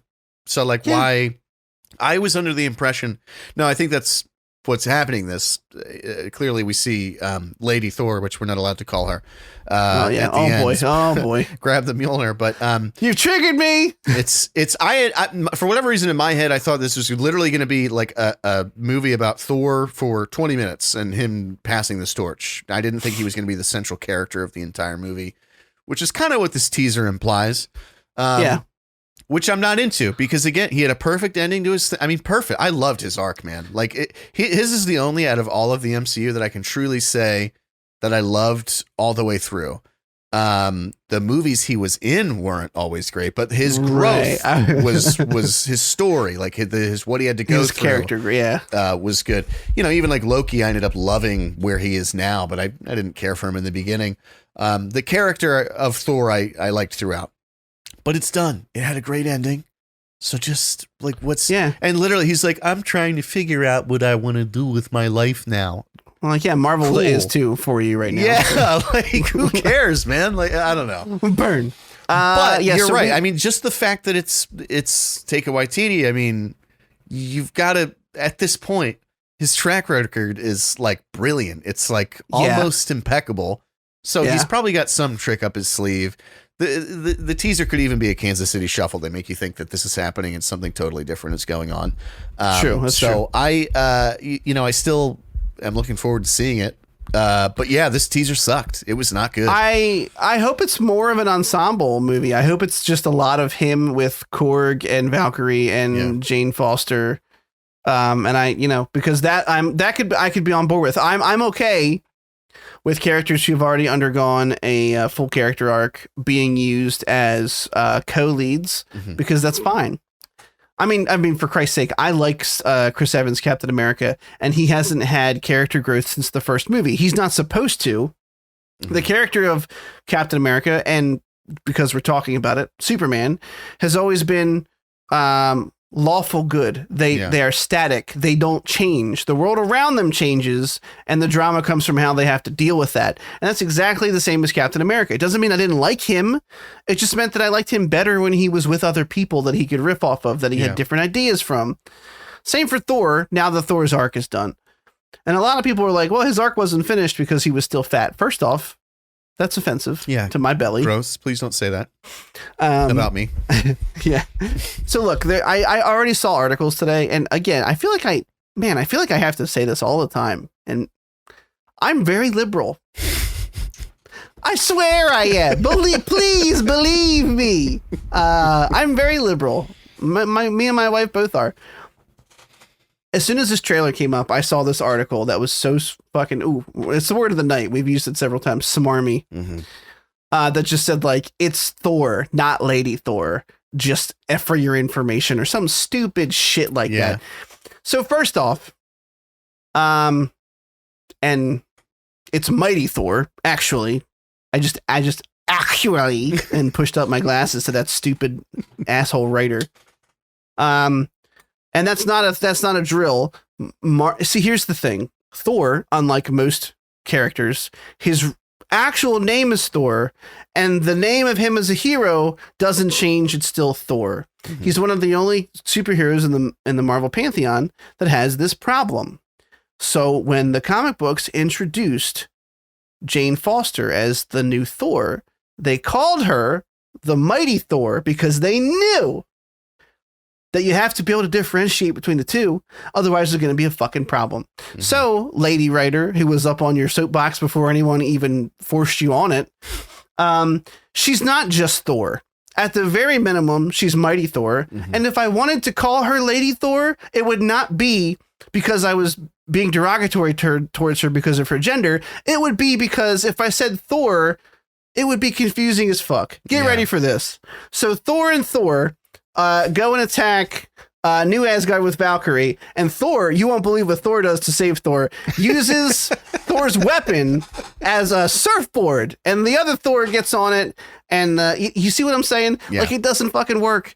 It's not like, even if I didn't know that the comics called her Mighty Thor, I probably would say Lady Thor, and I would mean nothing derogatory or sexist about it. It's just there's no other way to fucking, you got to delineate somehow. So she's Mighty Thor. And the writer put something like "you've been warned" or something. It's like, oh Jesus, what are you gonna do? Dye your hair more green or something? Like, get the fuck out of here. Who gives a shit? You can only wear so many ball chain necklaces. So. Anyway. Nice Dead Kennedy shirt. Nobody fucking listens to the Dead Kennedys. Yeah. Get over yourself. Yeah, shut up. You didn't buy that. You didn't get that jean vest from a Salvation Army. You bought it at Hot Topic. So pre-ripped. Yeah, we've talked about this before. In the comic books, there's a very tragic reason why Jane Foster picks up the hammer. I don't know if it was the entire reason of it or if it was just a side effect, but Jane Foster, and I mentioned this on the podcast many a moon ago, contracts cancer, and when she transforms into Thor, it stops her body from dying, and she gets to be a hero and all that shit. Mm-hmm. I don't know if they'll do the same thing. I have a feeling it will be something along those lines. Right.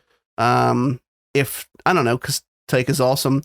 You see, in my mind, it has to be something more than that, because if the answer is just that she's worthy, I'm going to be a little upset because that would break established precedent. So we've seen other characters have to go through great lengths to like show worthiness. Well, I was going to say, I mean, span multiple movies. Let's just make a stare and compare, right? So in the comic books, the first time Captain America tried to pick up Thor, he could, because he was worthy. He's a worthy character. He's pure of heart. That's all it takes. You don't have to have defeated Thanos in Endgame like he had to. Like, so in the movies, they thought it would be a fun Easter egg to tease him picking up the hammer in Age of Ultron, but they didn't let him do it, which at the time made people upset. They're like, that doesn't make any sense. He's definitely worthy. He's already fucking saved the world twice. Avengers in his own movie. Like, what else does this guy need to fucking do to be worthy? And it turns out complete the 1921 film arc to the end of Endgame, and then he can finally pick it up when it's at its most crowd-pleasing moment. So if they're just like, yeah, she's worthy, after he had to do all that shit, I would actually cry foul about it. And I know it's a stupid fucking nerd point to pick at, but it would just feel so blatantly inauthentic if they did it like that. If they were just like, no, she's just worthy, I'd be like, well, okay. Again, because Chris Evans' character of Captain America hasn't changed since his first movie. He's always been the same good-hearted guy that he was in Endgame. Anyway, I've talked a lot. I think you kind of both gave our thoughts about it already. Oh, yeah.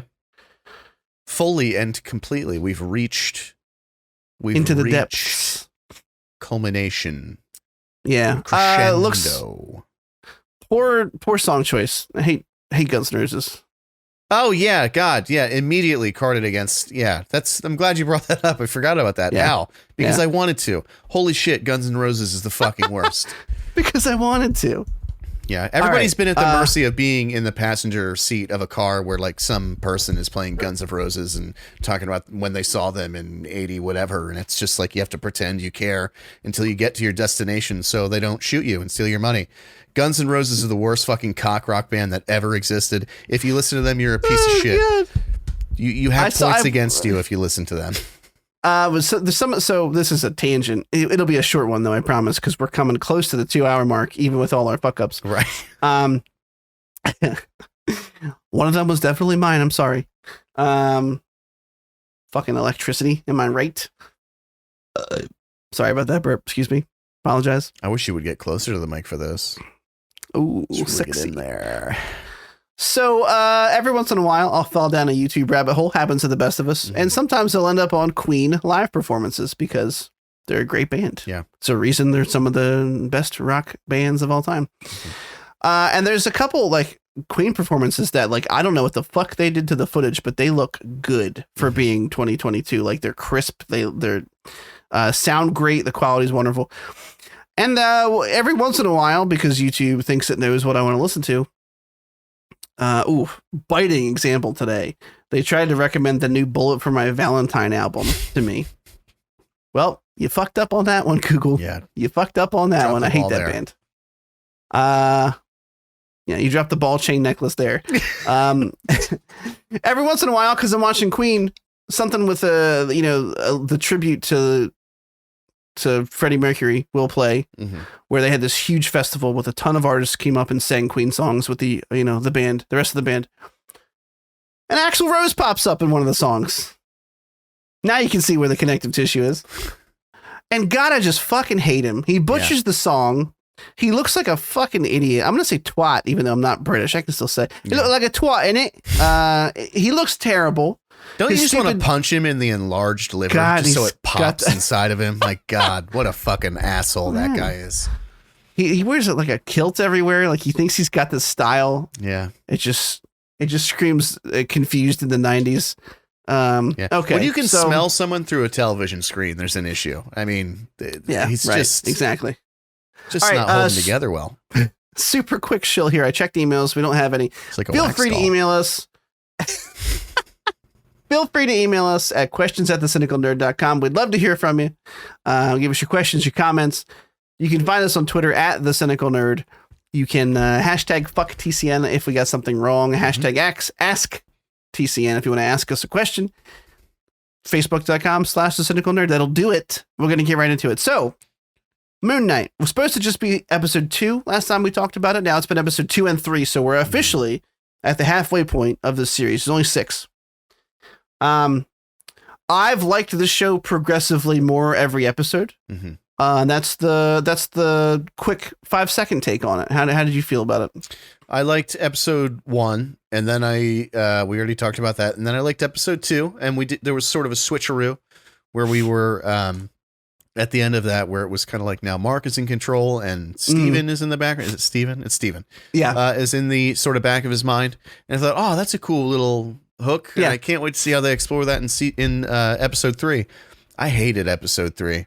I was so fucking bored that entire dude. I was falling asleep. Really? I thought so it was much stuff so happened. bad. I hated All it. right. I hated it. That's fair. And there was like a scene where there were where he did like the he was like remapping the stars to whenever. That part was cool. Like, I'll give you that. That part was really neat. I liked that. But other than that, it was so fucking boring to me. I was so bored. Really? Okay. Dude, I hated I couldn't stand it. I could not wait for it to be over. It's a fair opinion. You know, when you're driving to the store with your mom and then all of a sudden she turns real hard left and you're like, where are we going? And she goes to the dentist and you're like, oh my God, you lied to me. That's what you just did. I'm just kidding. That's not you. Going to the dentist. My baby daddy. I like this show progressively more. So we're just going to talk about 3 because like you said, first episode was Stephen Grant. They kind of switcherooed us. We got the Mark Spector. What's going on? He's married. They're not happy. She's kind of like Stephen Grant, which like, what is that? That's kind of, that's weird, right? That's weird. If you're banging the guy that you married, but he's not really him. Right. But you're like, I feel like they're just giving hope dick to like the incels of the world. They're like, oh, the love interest likes the nerdy, like anti-socialite. What do you think about that, viewers? And in episode 3, if you noticed, they hint at a third personality in the body very strongly, which is not surprising. We've talked about it before. There are 3 typically. There's Stephen Grant, Mark Spector, and Jake Lockley, who's technically probably the most violent of the three. He's not inherently a violent character, but in the comics, at least, he's a cab driver, and he's got like the network of contacts that help him get information he needs when something's going on. So it feels like they're reworking it a little bit. Like Mark is sort of the spy type guy in this one who seems to be getting the info, but he's also like, neither of them seem willing to just fucking murk people. And they both come to pulling a bloody knife out of those gang members. And, they're like, Steven, what did you do? Mark says, Steven, what you do? And he's like, I didn't do that. And they're like, huh? You're like, dun, dun, dun. But, if you know anything about the comics, you saw it coming. And then they have, you know why I've been liking this show? Because Khonshu was not a good guy. Yeah, I do like that dynamic. I agree with you there. And if you're a god and you have an avatar on Earth who's like enacting whatever you want him to do, what you would want that person, you'd be acting in your self-interest. Well, he's not even a god. He's trying to become onto the pantheon of gods. Right. I'll agree with you there. I like that he's not just like this, we're going to do good for the world. Like, no, he kind of holds Mark Spector's wife hostage by saying, like, oh, you can leave whenever you want, but I'm not going to subject your wife to what I've subjected you to. So I'll agree with that. Yeah. He's an imperfect god. He's petty. He has his own ambitions. He doesn't care much for the plight of mortals. And they mentioned the Overvoid. His fucking character design is impeccable, dude. It really is good. It is really cool. It is cool looking. Bird skull thing. It's very cool looking. So I also thought that Moon Knight looked better in 3, but overall still the worst of the CGI in the show. And I don't understand why. Khonshu looks fantastic. He looks great. Yeah. Like Khonshu looks like he could put in any major motion picture and you'd be like, that's great CGI. Yeah. Every once in a while, Moon Knight still just looks fucking goof troop, and I don't. Anyway, I thought that the fight scene with them stabbing him with fucking like jousting spears was awesome. That's why I just feel like it's been getting better and better. It feels like this cool big, and I mentioned Indiana Jones, and it's not necessarily Indiana Jones. I mentioned that the first time we talked about it, but there is this cool. It's almost like a superhero national treasure. Mm-hmm. Like, they're trying to figure out the map to the tomb, but they realized the sky has changed since the map was written. And I was like, well, that's a cool detail. And then she went, we'll try to let Steven in because he knows all about this shit. I'm like, oh, I know it's just a plot device but it works so well for me. I'm like, oh, this is just clicking. These puzzle pieces, they're falling into place. Those things I do enjoy. It's just sort of like the mythos of it. I don't care for like this thing where all the gods have avatars and they have this like meeting. Yeah. I hated that scene.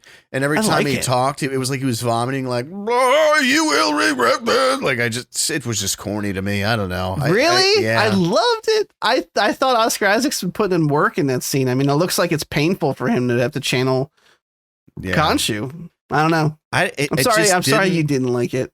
Yeah, no, I did. I'm still going to watch it. There's only 3 more episodes, so I'm going to finish it out. But I really didn't like this episode. The first 2 I did, and this one just didn't. It just didn't do it for me. I don't know. I liked it quite a bit. And I am concerned about something though, because the whole adjusting the night sky was a really big deal for the other gods. They were basically like, if you do any fucking major shit, you're in trouble. And then lo and behold, and they locked him up. They basically, it looks like they sapped Mark and Steven of their Moon Knight powers, and they better resolve it in episode 4, because if he goes episode 4 and 5 without powers, and then episode 6 he gets them back, I will be extremely upset with this series. Extremely upset with the series. We'll see, but I will be fucking annoyed, because to me, it needs every bit of this puzzle to work. It needs the multiple personality disorder, dissociative identity disorders, what's the proper terminology, mixed with the superhero aspect. I mean, like the some of the comedy in like Steve took over so he could fight them, and then like he gets stabbed and he's like, take over.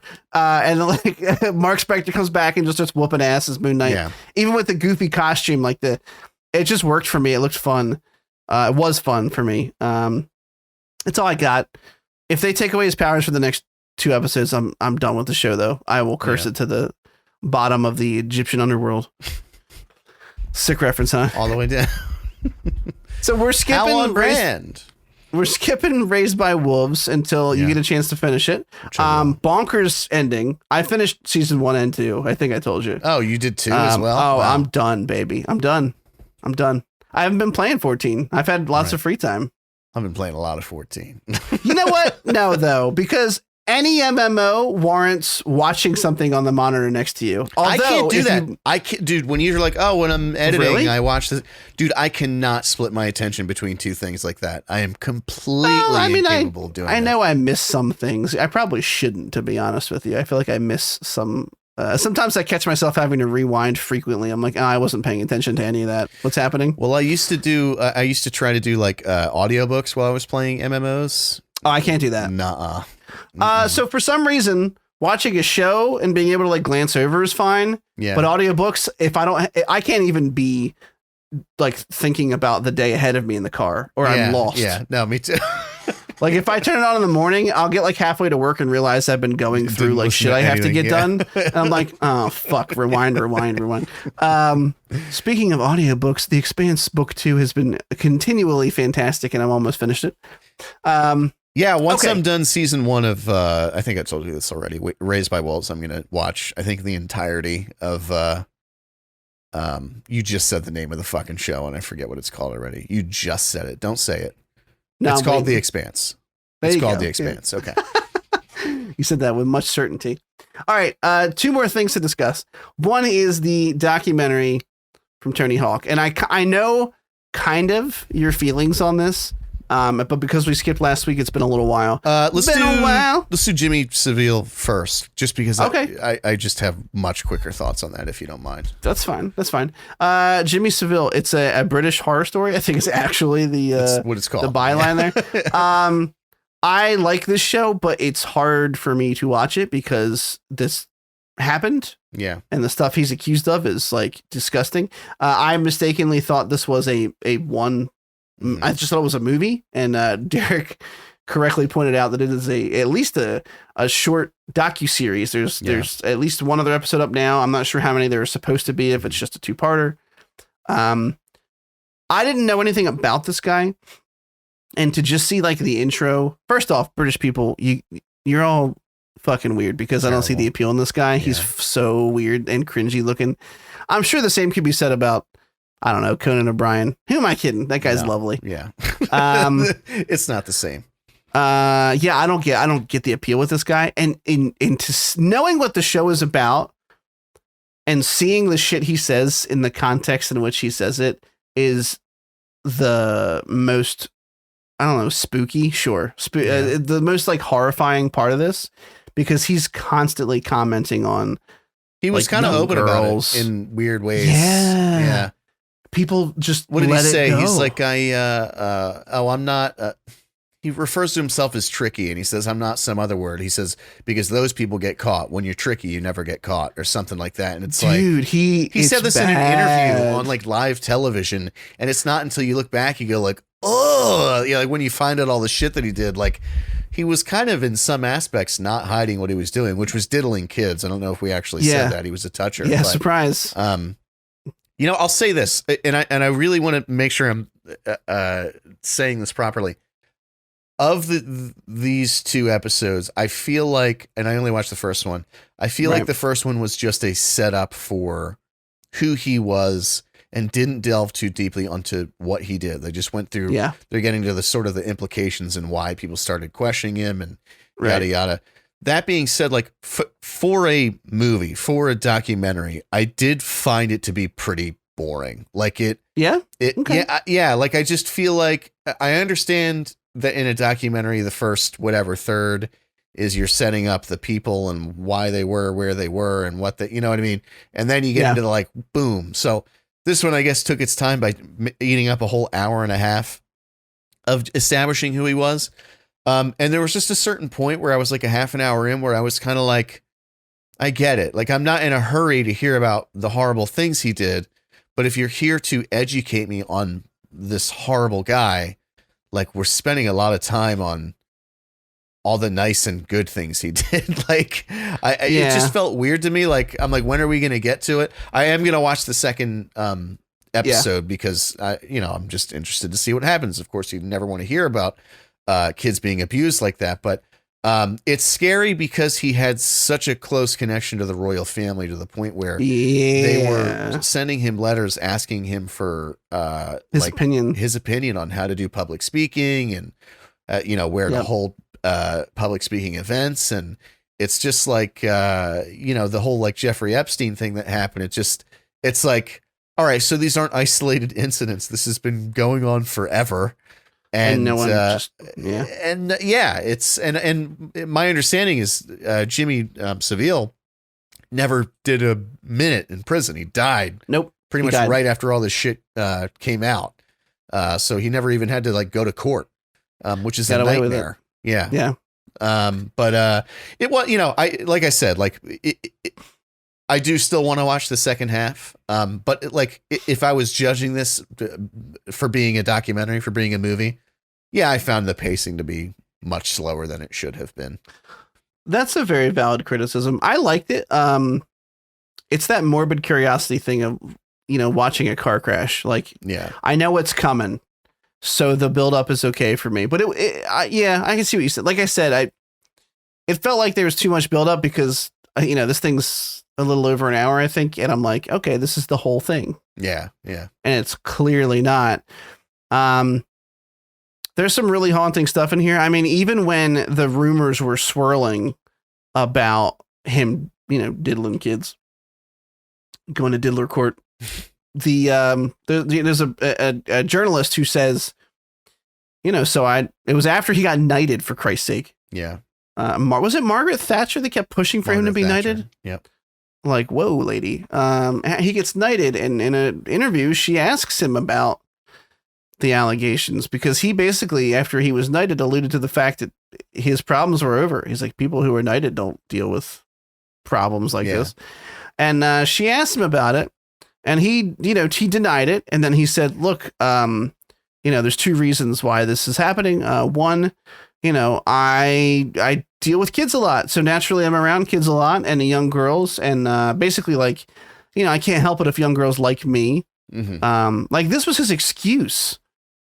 And there were so many instances of like, just like, oh, like, how did no one go, oh yeah, he's someone should get him off the streets. Like, he's fucking kids. Like, so that's the thing I have an issue with, like, not just with people who abuse kids, but anytime you look back on any like famous person who something terrible happens to, or they do something terrible, and all the people around them, they all say the same thing. Like, oh, we had no idea.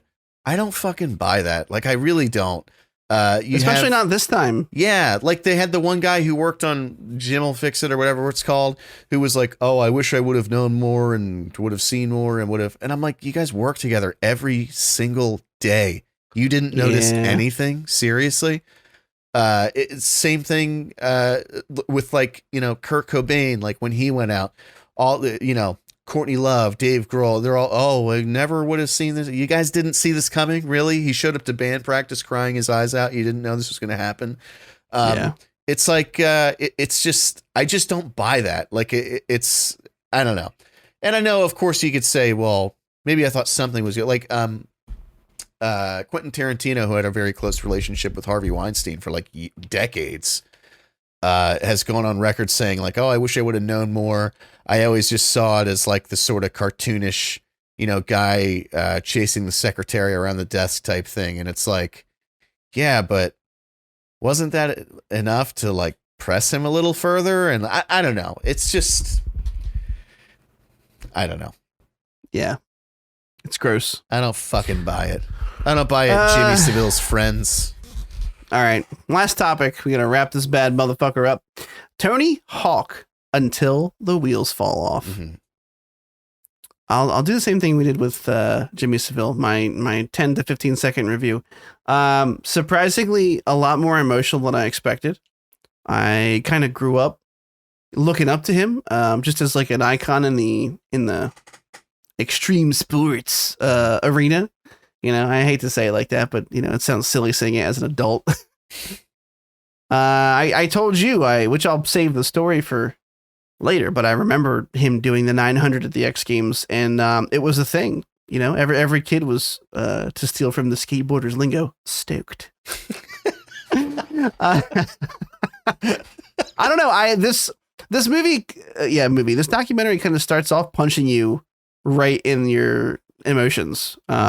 With his mother in the retirement home, and it hits you like that a couple times. And I knew that I've seen Lords of Dogtown, I've seen Hawk mentioned before, and sort of like the birth of skateboarding, and I didn't understand the amount of backlash he got from other skaters and other like established pros of the sport.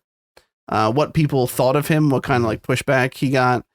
And I thought it was interesting. I thought his story was interesting. And I thought there's something sad in the way that the show ended, the documentary ended. Yeah. And just the nature of these guys and what makes them, what compels them to do what they do, even well past the prime of like their bodies, longer than 15 seconds, but that's the gist. How did you feel? No, I really liked it. And there was sort of like a culture of skateboarding. I was not a fan of skateboarding when he did the 900. I sort of came onto the wave that followed that. Okay. So like I didn't fucking watch poser. it as yeah. Got him. We got him, boys. Holy shit. I didn't know I was going to do that. But when you said I came in on the wave after, I was like, oh my God, I have an opportunity here. I'm glad you took it. So I didn't watch it as it happened. Knowing the sort of like culture that, it budded from was very interesting. I remember back when I was into skating, I really loved Rodney Mullen. Yeah. He was real big, he did all the like street, he didn't really do a whole lot of vert. Yeah. And I remember they had a couple clips of him tearing shit up in this too. Absolutely. Ooh, and he's like, has this like, he talks like he's like a Buddhist monk or something. Yeah. He's so like articulate and spiritual. But anyway, I remember saying like, when I was a kid to someone like, oh, Rodney Mullen's great. And them saying like, oh, well, some skateboarders don't consider him a real skateboarder because they consider him more of like a dancer or a ballerina. And I thought, what the fuck are you talking about? And I never thought about it ever again. But then they addressed that in this movie, both with him and Tony. They were kind of like coming up at the same time. And Tony was doing these tricks where that like Dwayne Peters called like baton twirls, like, oh, shit, you see your sister do. And same with Rodney Mullen, like they were just calling it like dance moves. And at the time, I guess like the skateboarding was just a different animal and they kind of pioneered a new path in separate ways. But in any event, it was just cool to see sort of the Stacy Peralta era end and see where, Tony Hawk and Rodney Mullen and all them picked it up. It was also cool to see all these icons from when I was a kid, when they were kids. I just had never watched videos of like Steve Caballero when he was young. And but no, the movie was great. It had a lot of like, dude, I had to turn it off. I was like, I'm not kidding. I was sobbing in the middle when they had like, so they have all these guys who were Tony's friends growing up, or at least on teams with him. And there's a story I was waiting for you to tell. You know exactly where I'm going with it. I might get choked up talking about it because it's just like, it fucked me up so bad. So all these people that they have on the interview are kind of sucking Tony Hawk's dick. Because of course they are. Like he's their friend and he made their careers better by his, but he's sort of like a fucking, like celestial body of just money and talent. He made the entire industry better. So they all benefited from it. But they have this one guy, Dwayne Peters, who's just talking shit on him the entire time. Every single time he's on screen, he's calling him, like I said, the baton twirling and yada yada. And I'm like, all the finger tricks with the board. Yeah. And I'm like, why would they get this guy to show up just to talk shit on like everybody else is singing his prayer? I just didn't understand it. And then they talk about after Tony's dad died, and I guess he and Dwayne Peters were in a competition together. And but leading up to it, Dwayne Peters said in an interview, said like, I'm glad his dad's dead or something. Dwayne Peters, I ended up real fucked guy. Up. Yeah. I ended up reading up on him afterwards. There's a documentary on him that I actually want to watch. He's been battling drug addiction his whole life. So he's got all kinds of fucked up shit going on anyway. So Dwayne Peters' son died. He was like a 19-year-old, like 10 days prior to this competition. And in the competition, Tony was winning. And so like the final heat of this basically was just for show because Tony was so many points ahead of Dwayne Peters that it was just kind of like going through the motions. So Dwayne goes up to him and says like, go ahead, motherfucker, say something to me. Say something, I dare you. And he just shakes his hand and says, I'm real sorry about your son, man. And just like takes him backstage and talks to him for like however long. And Dwayne gets all choked up talking about it. He's like, my son looked up to him and blah, blah, blah. I was like, that's why they brought this motherfucker in to make me think he's an asshole. And then, dude, I had to stop it and just cry for like 10 minutes. It was just really, it's hard to like articulate it through, retelling it. You just have to see it. It was a really, really intensely emotional scene.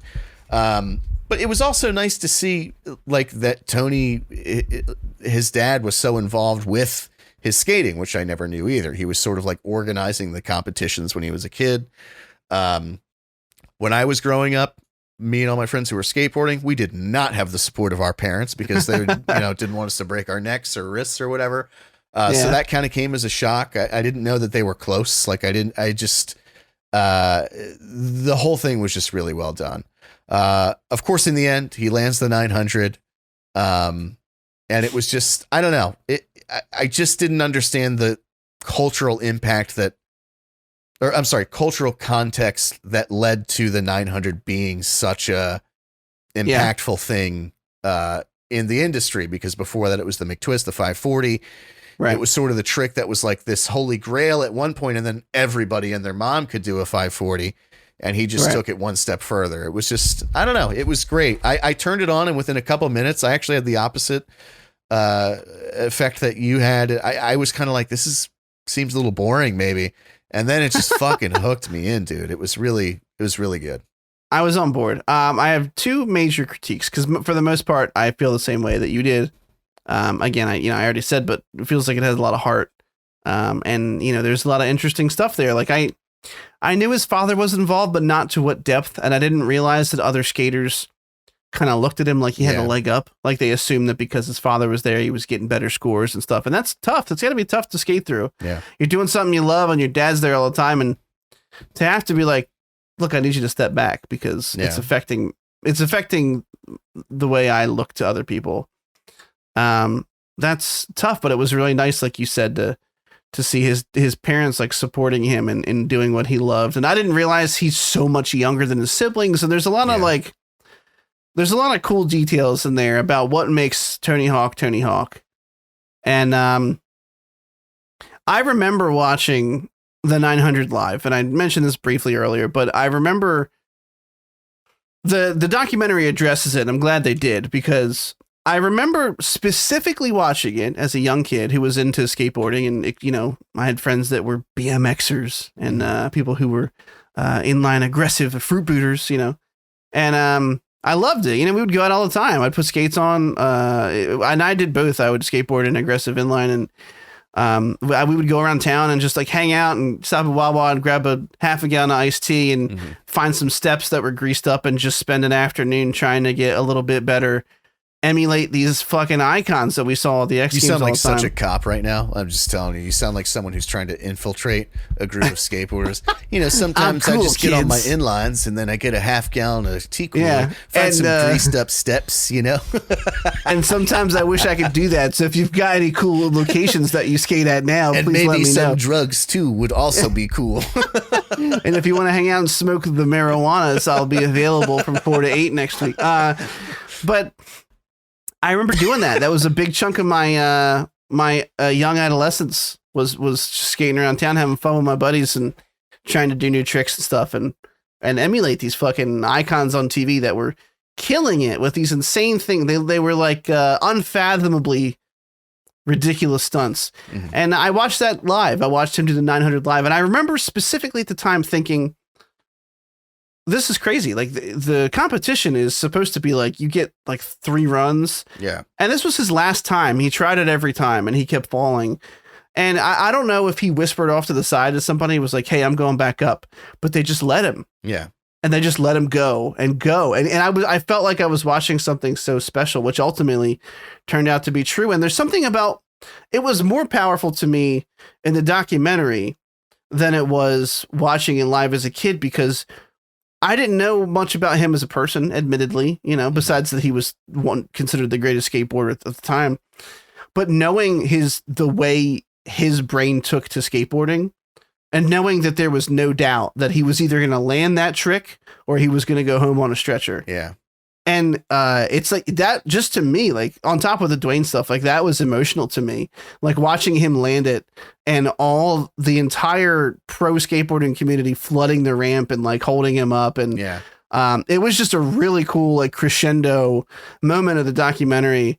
And then it kind of came back down and it got somber because these guys are still doing it and they know that they shouldn't be doing this to their bodies at their age, but they're like, I can't help it. Like I'm waiting for the day I wake up and I don't love skateboarding. Yeah. But like, it's not coming. And I don't like, some of us know we're probably going to die doing this. Yeah. And Lance Mountain really sent that home. Like when he said, and he said something, he's like, they said, what do you think about, it was when Tony had gotten this really bad concussion when they got the bones. He compared it to what happens to the NFL guys. Yeah. They get like repeated concussions and basically he's like, what do you think about Stacy Peralta telling him he should stop? And he was just like, I don't know what to say to that. Like, he's right, but that's not his place to say that. And he said something like, I've been in pain every time I've laid down for however long. He said, he's like, my shoulders they're just done. Like they're beyond repair. And he's like, but I'm going to do this until I die doing it. And it was so like factual. And so like there was just no other choice. It just took all the bite out of the scene. You're like, oh my God. Like not in a bad way. Like it was just like, you're like, oh Jesus. Yeah. Okay. And how so many of the old school guys, think that way. It's just like, there's no choice. Like I'm going to die doing this. It's just, it is what it is. At that point, what else did I know? Yeah. Yeah. All right. I think that's it. That's it. We've talked for quite a while. A while. I don't know what the total count is going to be, but it's very possible it could be our longest episode. Honestly, it was pretty beefy. Yeah. We shouldn't skip a week. That was our fault, though. Real life gets in the way, boys and girls. All right, we're going to wrap her up. This has been episode 63. I got it right at the end.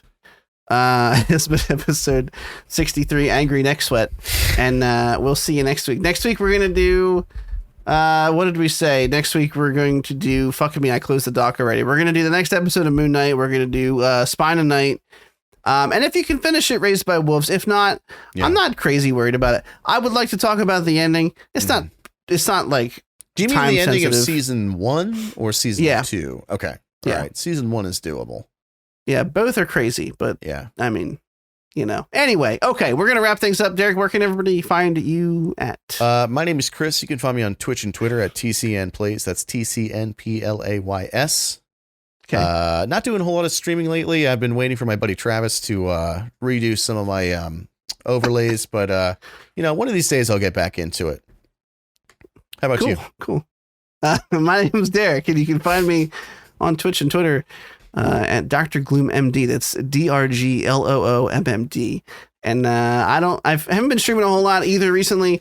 I might start streaming some Final Fantasy 14. I'm not sure. I've been really digging it and playing a ton of it. And that's it. All right, it's complete. All right. We did it. We did the thing. I know how to riff. We'll see you next week. Bye.